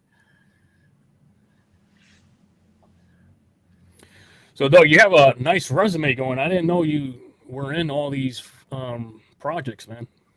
Yeah. When did you actually start, though? In the 90s or what? I would say 99 is when I came out here. And the very first thing I did was I signed up with Central Casting and just kept doing like extra work. Yeah. So what's not on there are like commercials and never got into theater. But I realized that I just really liked being on movie sets and not having to talk or memorize lines. So I would say like the stand-in days were some of my favorite days. So were you influenced by like Ben Affleck and Matt Damon since they were from your area? That's the time frame they kind of blew up too. Was I inspired by them? Yeah. No, I was pissed off because what happened was in like 91 or 92, I knew I wanted to make movies. I just didn't know how. So I went out and bought all this like film equipment. I spent probably like 75 grand on film equipment, Wow. 16 millimeter, and I was going to make my own movie. And then they were shooting a movie up the street in Boston from where I worked, and they were shooting Good Will Hunting, and everyone was talking about Matt Damon, Ben Affleck, this, and I was like, what? So I kind of got pissed off. And then when they won the Academy Award for writing, I was like, are you freaking kidding me? So, yeah, but I was like 24, 25 then. Yeah. What- Cedric what year was Mullins has homered a second time. It's now 9-2 Orioles. Mullins has 5 RBIs and 2 home runs. What year was that? Was it when they won that award? It was like 96 or something like that? No, I think it was 95. Okay. And it was an independent film, right? And they won all those awards. Yeah. Yeah, Good Will Hunting really took off. But, to win for writing when you're like sitting there going, okay, I'm from Boston. I don't know too many people from Boston. I'm going to write and direct this movie. And then they go and do it. It was just like, okay, maybe I need to wait a few years before. So they practically beat you to the punch. Oh, yeah. But I mean, like when I just look at that script and you see that movie, I mean, they're super freaking talented. And Yeah. like now I couldn't be happier for them, And when I worked on Oceans, like Matt Damon was just like the coolest. He would hacky sack with us and take breaks. Brad Pitt would bum my cigarettes. So you grew up in the Cape Cod, right? Yes, sir. And they grew up where? Boston or what? Oh, Goldschmidt hits a rocket to right, but it's caught. Inning over, but the Yankees get 2 important insurance runs. Luke Weaver probably comes in for the 8th, and then Williams for the 9th if they don't score in the bottom of the 8th. Yeah, so I'm liking the score, you guys. Yeah, game is over practically. Mm-hmm. Yankees got this. Unless Devin Williams implodes on his former team, right? I think he'd want to just dominate the heck out of him myself. So I can see it now, man. Me and Adam King flying out to Los Angeles to join you for the Yankees and Dodgers game out there, Doug. Yeah. That'd be awesome. I do have family out there. Get Adam King a few mamacitas, some few Los Angeles chicks. Yeah, we could have a good time. I love Dodger Stadium. I didn't know this, but it's like the 3rd oldest stadium. And Yeah, I love the old stadiums, man. Fenway and Wrigley be the older. Yep, Wrigley and then Fenway. Old stadiums are the best, man. Have they fixed that right field fence thing there where Judge broke his foot? You know what the thing is about old stadiums? That you actually feel like you're in a ballpark. Like it just, I don't know how to explain it. It was like what baseball was meant to be. Understand? Yeah. I'll tell you though, like 2 new ones that have great views are what you guys were talking about earlier, St. Louis with that arch in the background. And the other one is Pittsburgh, right? Yeah, Pittsburgh, yeah. That's awesome. Pittsburgh. If we did that, we need to be behind the fence so we can catch home run balls. Mm-hmm. Like the new Yankee Stadium, if you talk to Yankees fans, we really don't like the new stadium. The old stadium just had aura and just was set up in a way where fans could interact more. Yeah. Luke Weaver is on the mound now. But yeah, if they just renovated the old Yankee Stadium, we did the outfield areas, made it look better, it might have been better than the new one.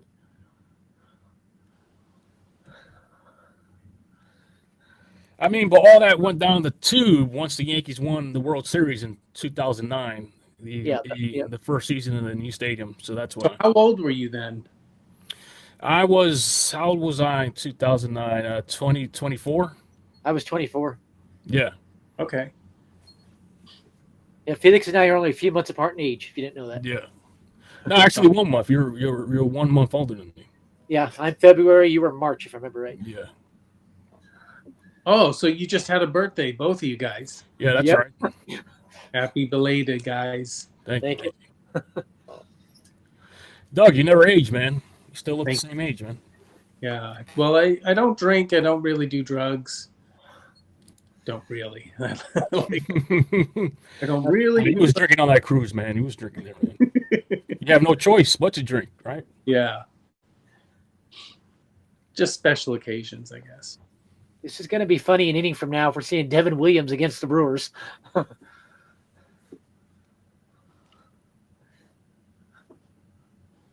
I should try that, actually. I got a whole bunch of invitations recently to go on cruises, but it never interests me. Like, what do you recommend? Did you actually like the cruise you were on?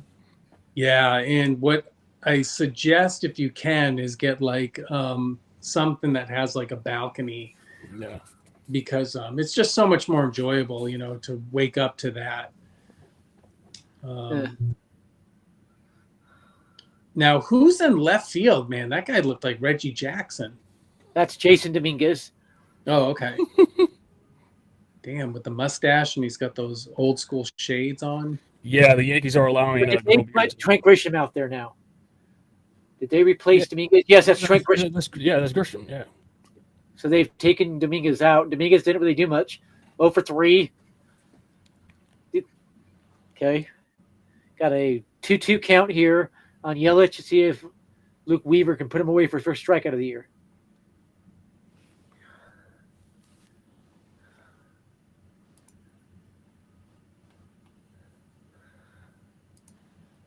Two pitch fouled away. Pitch low. Change up.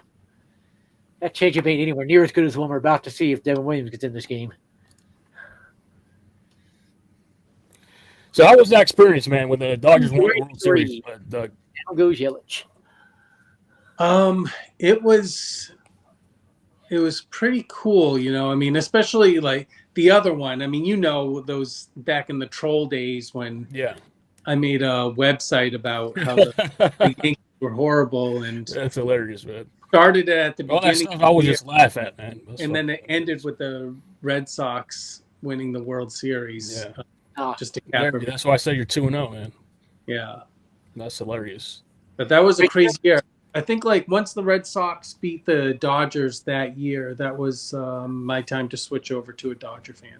Okay, Grisham is now in center and Bellinger is now on left. They moved it around.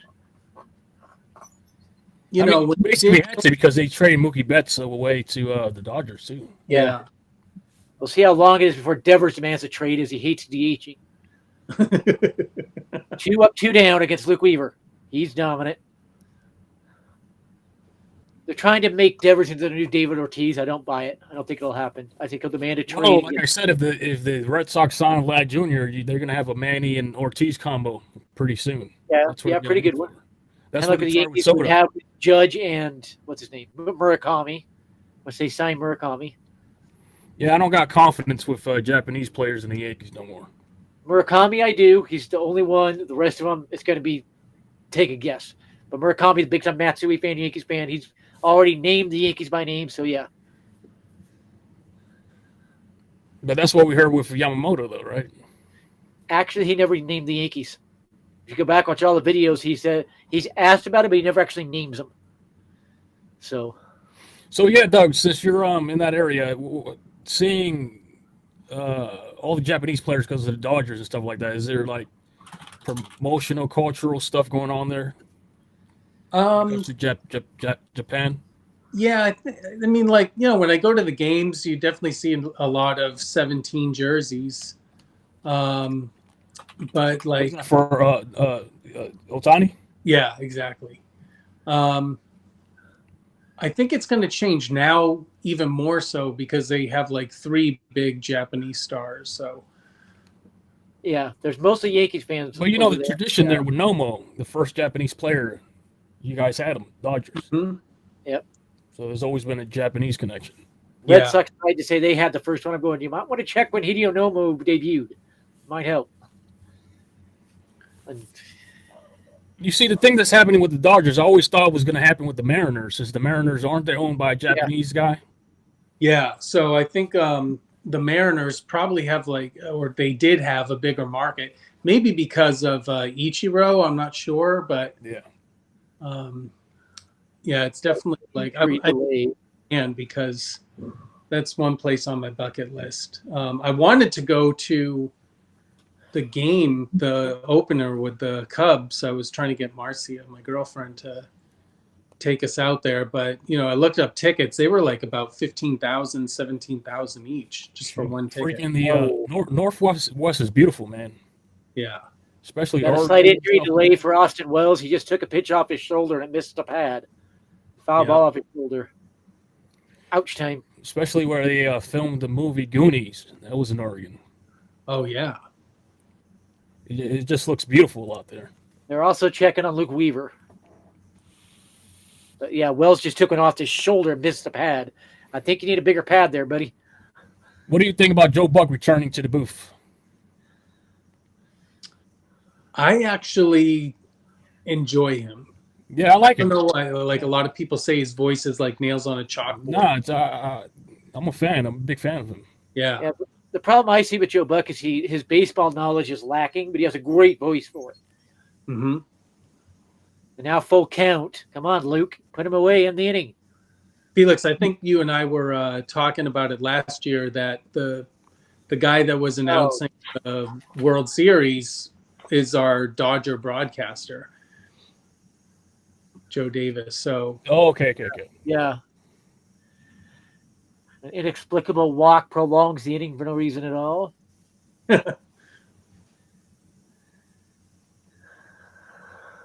Yeah, the Dodgers are just filthy rich, man. They could have any freaking player they want. and Hoskins the way that they're doing it too. I mean, But deferred nobody money and really stuff. doing deferred. Yeah. wait 10 years till they have like a $400 million contract because of all the deferrals. It's like the Patriots. We were like the Patriots. I followed them all through the 2000s, early 2000s, and then now it's over. Those were the days. I don't think Mike Vrabel's going to fix it too much either. No. At least not for at least a few years.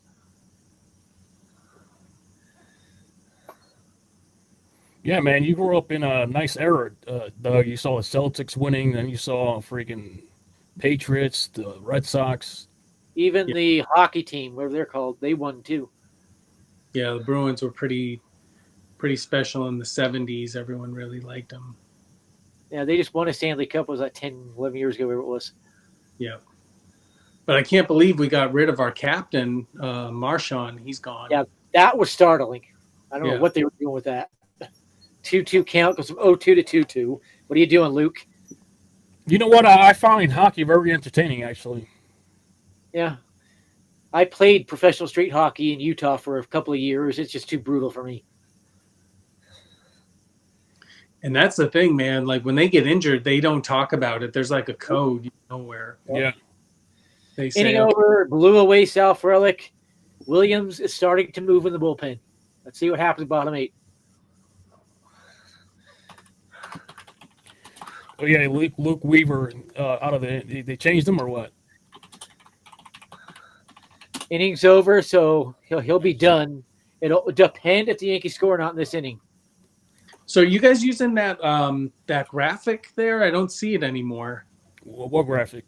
It was like A game day graphic. Yeah. The what? The game day graphic.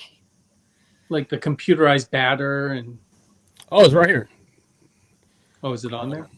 Yeah, it's on the YouTube. Yep. Oh, okay. So coming up be Chisholm, then Grisham. You can see his first at bat of the year, and Volpe. See what Grisham does. He was hot in the spring training. See if he can carry that over. Doug, with my idea here is just to get it off the ground. You see, the concept is that anybody could join and call a game instead of like the regular people calling games. Like anybody could come in here, other fans of other teams, trash talk. That's where I want to get into. Yeah.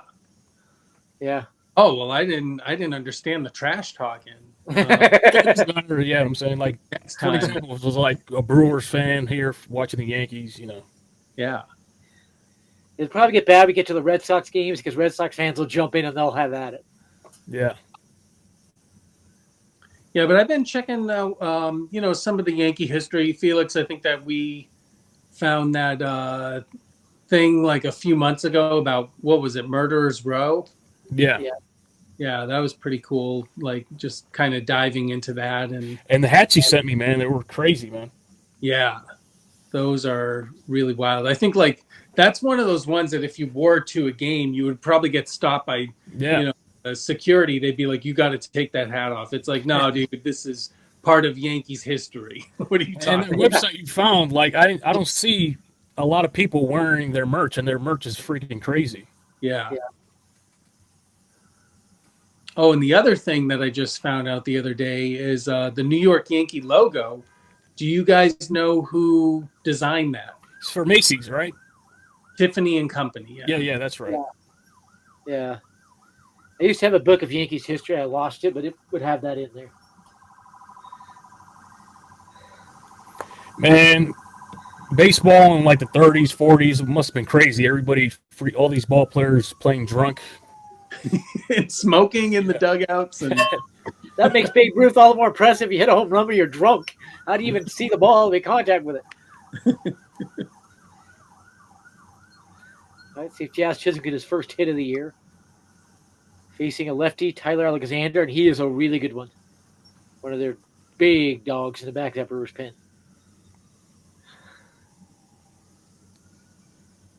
Yankees 1 for 7 runners in scoring position. That's not too good. Judge had that one hit. 0-2 quickly on Chisholm. And then a ball in the dirt.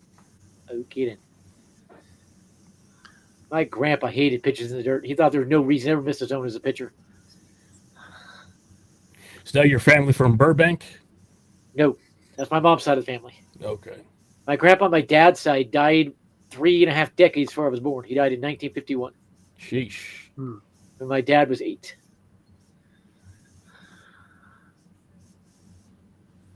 so, yeah, I don't know if they do this at Yankee Stadium, but last year, my son, he was like 12 years old. He got to run the bases at Dodger Stadium. They do it, but it's rare at Yankee Stadium. Very rare. They do it all the time with the Brewers and a few other teams.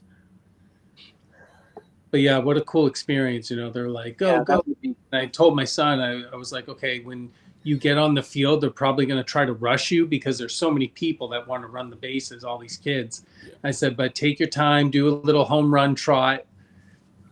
And he's never going to forget that, man. That's a memorable experience right there. Yeah. Oh, yeah. So 2-2 count on Jazz. Are you getting him into playing baseball or any sports or something like that? My son, no, he's not. He's definitely like a gamer. Okay. Yeah. Is he excited for GTA 6 debut here in about 2 months?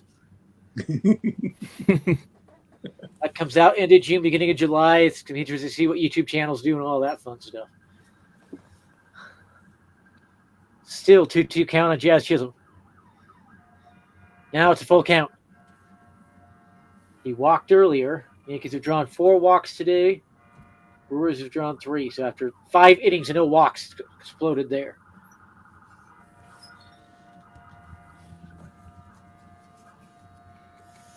Okay. And Chisholm takes a pitch down Broadway for strike 3. You kidding me? Inexcusable there. His second strikeout of the day now is Trent Grisham. Let's see what he does. Not known as a good hitter, but he raked in spring training. Tyler Alexander is a really good pitcher. He was a setup man for Devin Williams last year. He will be one of the 2 closers for him this year. Though he did have a rocky year last year. It was a 5.10 ERA. Okay. I got to tell you, though, I'm pretty confident with the score, 4-1. Yeah, for sure. Especially with who is warming up in the bullpen right now, who the Brewers are all too familiar with. I mean, what's up with the Brewers? They're always trading away their bullpen assets. Hader, Williams, what's up? I don't know. They traded away several pitchers as well. Corbin Burns. Right. I just don't know. What's up with that? I don't know. They're one of those teams. It seems to be working out for them to consider a playoff team. What time do you guys got here? It's 6 p.m. Eastern time. Yeah, I got 4. So I should be an hour behind you or ahead of you. Oh, okay, so it's 3. Okay, good. If it was 4, I would have been in trouble. 0-2 count on Grisham. Latina woman don't play, man. Yeah. This isn't fair for Grisham so bad. You have to come off the bench and face a lefty. An hour from now, I'll be watching the Sweet 16. My favorite school, BYU, is in there against Alabama. Oh, good luck. I'm like 50-50 if I think they can win or not. I just don't know because the rest of the SEC's pockets for one. Mm-hmm. Yeah, we'll see. Grisham with a hit for his first at-bat of the year on an 0-2 pitch. Sends it to right field, drops it right in front of Yelich for a single. You know what's funny, Doug? The 3 guys that woman from the UK would always talk about are in the stream. I wonder if she's viewing us now or she's sleeping. Yeah. Oh, man, hilarious. That was one of the reasons why I got rid of my YouTube channels, and I even deleted my LinkedIn. Oh, man. I just and I was kind of upset, it took me a while because, that other person that kind of did me dirty. Yeah. I had everything with my name, so it was like Instagram.com, Facebook.com, and then everything was right. Yeah. Doug McGuire, Yeah. and my Instagram deleted. Yeah. And Volt pops out again. 1 for 4. Lucky homer. Man. Volpe struggling again. Now bring up Ben Rice, who's 1 for 2 with a walk. He scored a run. That was driven in by Judge. So this Volpe guy, he's from New York, right? Grew up watching the Yankees. Yep. Yeah. Yeah. But he hasn't proven he can hit it all. His career batting average is around 230. Half Italian, half Filipino. Oh, Yep. very. The Volpe is Italian, so his dad's the Italian. Yeah. Yankees had a lot of Italian players over the years. Number 11. So here's a question. Is Anthony Rizzo ever going to find a team, or is he going to have to retire now? I think he's just waiting for something to happen, like somebody to go down on the Yankees or something, and he has hopes they'll pick him up or something. Yeah. He hoped the Cubs would grab him as DH, but they ignored him. Made Seiya Suzuki their DH, if I'm right. I mean, he fumbled come playoff time, man. Anthony Rizzo did a whole bunch of boneheaded plays, man. And Trent Grisham gets caught stealing, first caught stealing of the year. William Contreras can do that. So that ends it. And Devin Williams, debut time. Let's go. Final inning coming up. So, yeah, Doug, everything's a learning experience. We learned from all that stuff, I'm pretty sure you've learned a lot. Yeah. In a good way. Yeah. What are Brewers hitters thinking right now? Definitely helped me learn how to make videos on the fly and quick, and man, you were freaking awesome doing those. Do research. Yeah. Yeah. What are Brewers hitters thinking right now with who's running to the mound? We got a faceless guy. About to see a few nasty changeups. So Doug left. Let's see.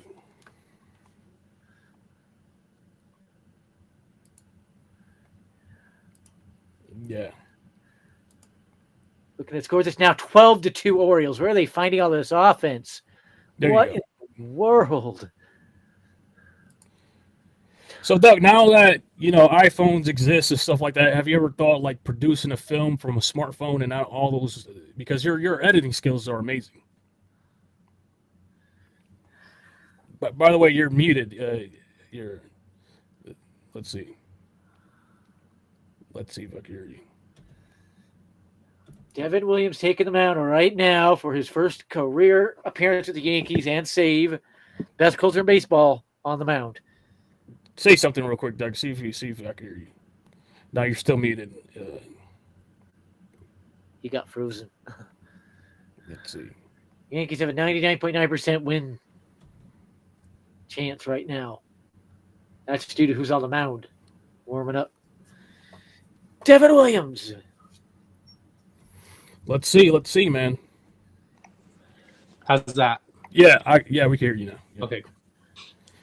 Cool. So my question was like, now that technology, you don't have to buy all this equipment. You could just film from your smartphone. Have you ever thought about that?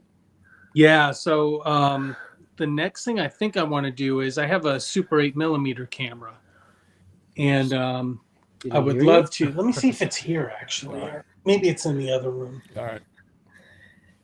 Yeah. The Yankees challenged the caught stealing, and but it's upheld. like a film camera. I don't know why you would challenge And that, it but takes, late like, in the game, might as little well throw it out there, see what cartridges, and you happens. pop them in and screw the lid down, and then go from there. But yeah, I would love to do like. By the way, yes, I've gone to the sound on ballpark an already the last iPhone 3 days and finally got warm enough. video I've or, hit 91 home runs, 120 the swings. visual from Super 8 camera. But iPhone would probably be, like you said, really good idea, and probably the next Devin one Williams after about to I start hooking pitches at am Jose able to do Ortiz, something Isaiah with Super Collins, 8. and Vinny Capra. Did I join wrong? I'm missing You're still muted, buddy. the king. Where's the Nah, king? he's. I can hear him. There it is. Yeah. What happened? Now you're muted again. You're muted again. So Devin Williams about to hook his first pitch as a Yankee. He tries to get a quick, perfect inning to get his first career save with the Yankees. It's about to be the first pitch he's ever thrown outside the Brewers organization in professional baseball. Okay. There we go. Tomorrow, we will see another got debut me? tomorrow. Yeah. Another big lefty, 6'5" Max Fried.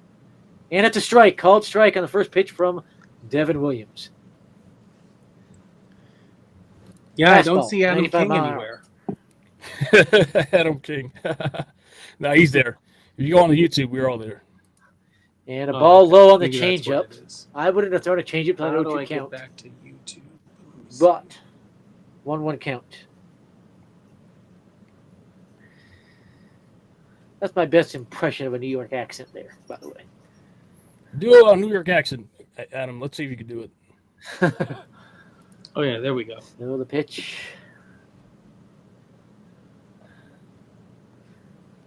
.95-mile-an-hour fastball, and then changeups around 85-mile-an-hour.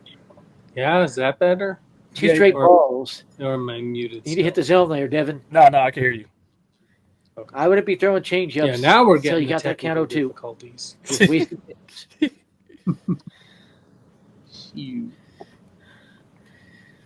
James, mother. And now he's swinging to the changeup. 2-2 count. See if he can get a first strikeout as a Yankee for Devin Williams here.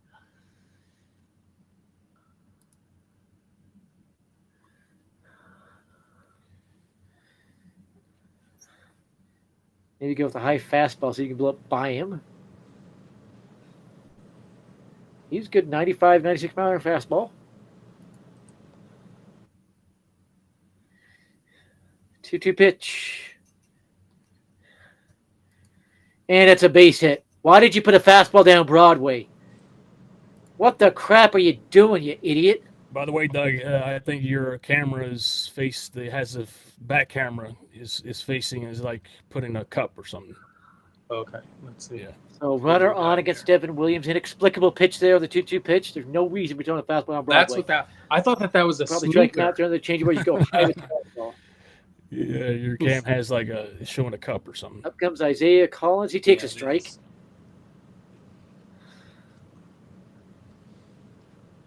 Got that good separation, Dude. about 11 miles an hour between a fastball change, What but that'll the really heck? help. I'm Yeah, flipping you it. got And the it option won't- of it put the back camera on. I guess you got to Okay. press like a camera. Let me try to or sign something. off again so 0-1 that we can pitch. finish this game up. Yeah. Oh man, someone just.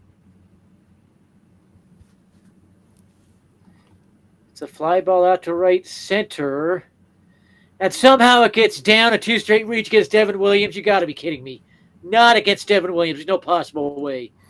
And I called this. I said, he might choke against his old team. There's no possible way they're touching Devin Williams.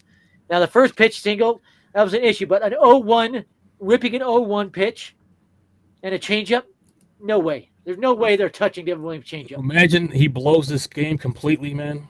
And here comes the Yankee. There you go. There you go. Hey. The legend is back. Jake Bauers is from See, the Adam Yankees. King How about now. it? Oh my God, you guys, this is not good. Yeah, it's like he's choking, man. Oh, this is fishy. You got dominant closer against players that aren't going to have to touch him. Now, the first one, he hung a fastball. If you're a fastball, you shouldn't have thrown a fastball. If you throw it, it's got to be high. Second one, just All right, I gotta put fishy. on my 0-1 glasses. changeup. Sorry that you had to see me. Hey, so I don't know if you saw my Twitter, Felix, but I'm getting the Ray-Ban sunglasses with the camera. Oh, nice. The meta one. Yeah. Nice, man. That's swag. New York Yankees teammates aged 25 or younger with opening day homers. Mickey Mantle and Bill Skowron, Jerry Kenney and Bob Mercer, and then Austin Wells and Anthony Volpe. So Oh, yeah. what are the meta Ray-Bans? They're just a camera or what? Yeah, I think that there's a camera right here, and then there's like some speakers here so that you can listen to music on the arms of it. Nice. And then you just say like, "Hey Meta, Strike. record video." So it's basically like having a peeping Tom Yep. glasses on or something. Not like the Google ones. Remember when Google came out with ones? That was like a better idea. Yeah. Jake Bauers. All right, I'm gonna try to open up my damn YouTube. Yeah. Now the foul ball, so another 2-2 pitch coming. Can Devin Williams get his first strikeout as a Yankee? Or will he choke as his first appearance as a Yankee? Now, if he could throw an up and fastball, he would get. Can you still see me, or is it doing something? Nah, I crazy? guess it blacks out when you do like go. Oh, okay, or all right. something. Yeah, because I'm trying to find you here on. And a full count. Inexcusable. You cannot be missing the zone here. YouTube. Inexcusable. History's off. Okay. This guy's about to choke, man. This is as fishy as it gets. And he walks him. Are you freaking kidding me? There's no possible way they're juicing the bad Juice, no outs? Oh my goodness. There's no possible way. And this is the reason why the Yankees pads did that no beard took that off, man, because of this guy.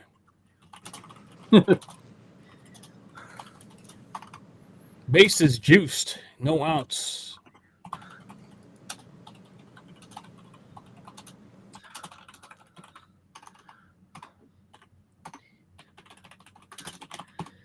Brewers have to be getting signs or something. There's no possible way they do this against this good of a pitcher. This is fishy.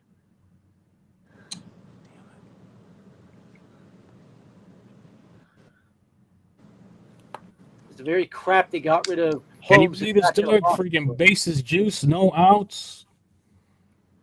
I know, and I was sitting there saying, "Oh, I'm so comfortable with this score right here." 1-1 count to Bryce Train. That's baseball, man.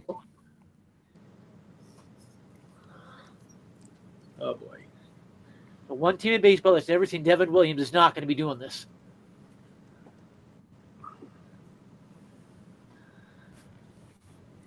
He is missing the zone way too much. I've never seen Devin Williams miss the zone this much. This is fishy. This is fishy. 2-1 count.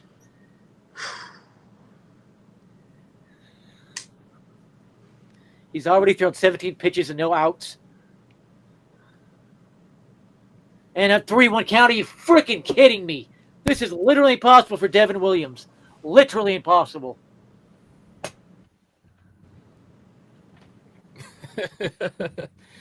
Say it's rigged. Blatantly rigged. And Clay Holmes, by the way, about to get a loss to the Astros, his first start with the Mets. What was the score on that one? 3-0 in the bottom of the 7th. Called How strike. many innings did he pitch? So he's got a full count. Devin Williams, another chance at a strikeout. He pitched 4 2/3, gave up all 3 runs. And Juan Soto is 1 for 2. So much for his effect on that lineup. No homers in that game at all. Isaac Paredes is 0 for 3. Christian Walker 1 for 3. Okay, you still got me? Yeah. Okay. Still, yeah. I'm trying to Foul figure this ball, out. So big that I could... pitch. Count remains You full. trying to show YouTube? No, I don't know what happened before, but I was able to hear both of you guys. Now all I got is you. Okay. So I don't want to talk over anybody. No, you good. And runs are scoring here. Impossible. It's a sac fly, so it does get an out, but still, Brewers are cheating to score here. That gives Devin Williams an ERA early, mind you, of 27. That is fishy as it gets. Maybe that'll settle Devin Williams in. It seems like every time Doug, you say, "Oh, the Yankees," or right when they're in front, you say something. Why are we doing a mound Get visit some here? runs. Something happens. 21 pitches, 1 out. The Brewers ball team. But usually I even call that. Like when it was happening with the Dodgers, Yeah. I was like, "Oh, watch this, dude. Watch this." Fuck. 5 I runs. said the same thing too. I here. said the same thing too that time. Still a All safe right, situation. they're going to end this with a nice little double play or what? I don't know, man. Devin Williams is not known for double plays, but it's possible you got the guy at the plate that's had the worst day of possible. 4 strikeouts. You have to make contact with the ball. I was making fun of this guy earlier, Churro. Yeah. Trio. And a ball in the dirt. What are you doing? I've never seen Devin Williams throw this many balls. This doesn't make any sense. Oh boy. This is why the Yankees lifted the no beer policy because of this guy, Devin Williams. Look, he's freaking imploding. It's also So he shaved it off, and then they said, over. "Oh no, you can keep it," and he started growing it back again. Yeah. Dude looked doofy as hell, man. Looked like a duck. Oh my god. The 1-0 pitch. That's a strike, foul ball. Good pitch there, location, everything. I don't like that his pitch speed is down a little bit. Normally his fastball is 95, 96. Right now he's at 93.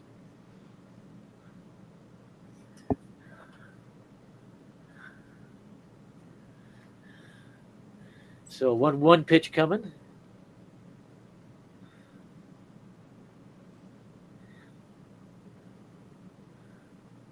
Both teams with 7 hits apiece. Yankees have 4 runs. Brewers have 2.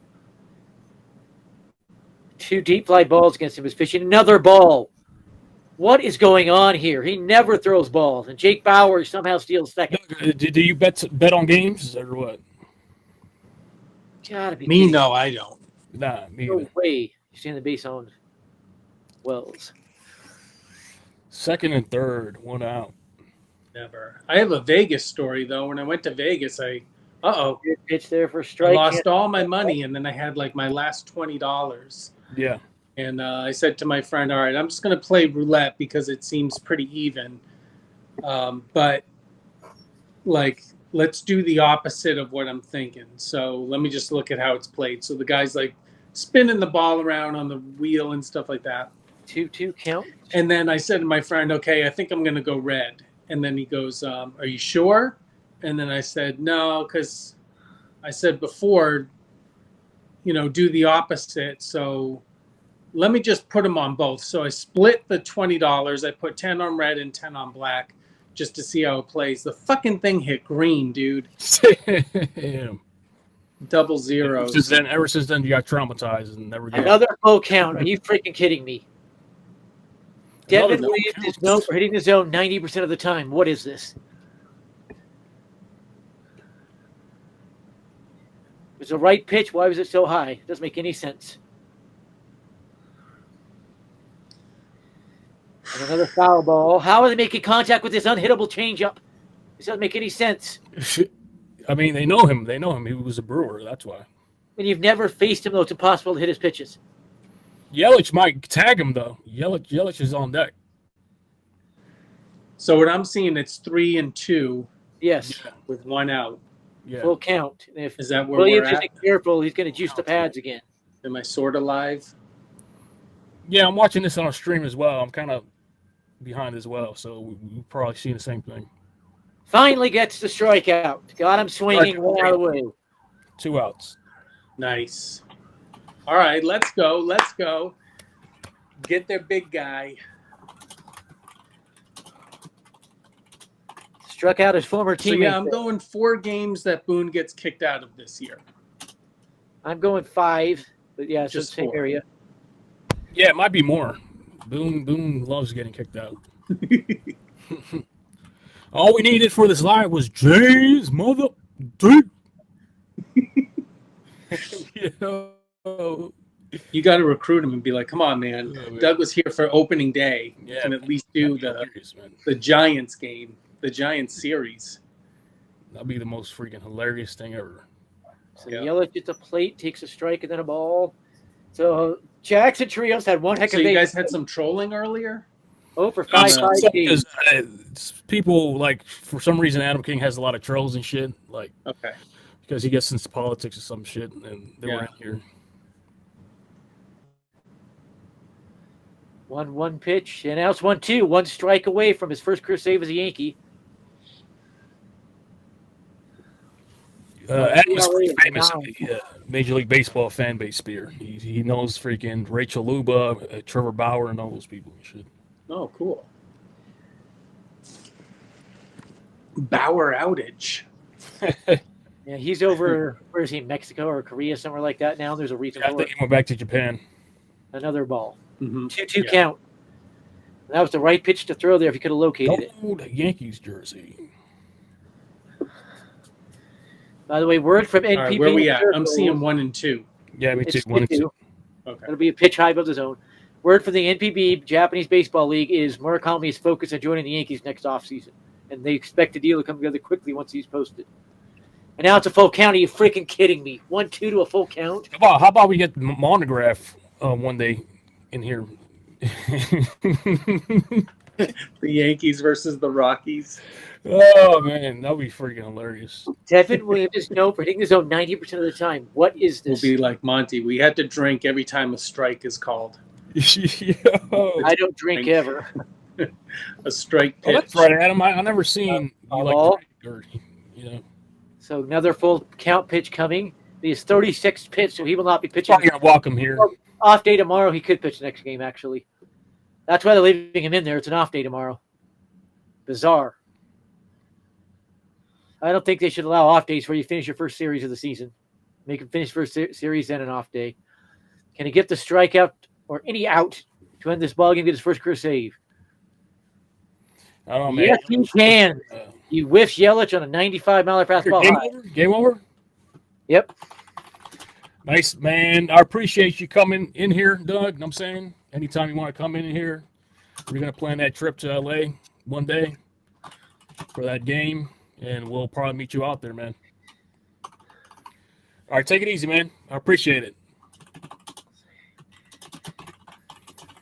Thank you for calling the game, too, Adam. Yep.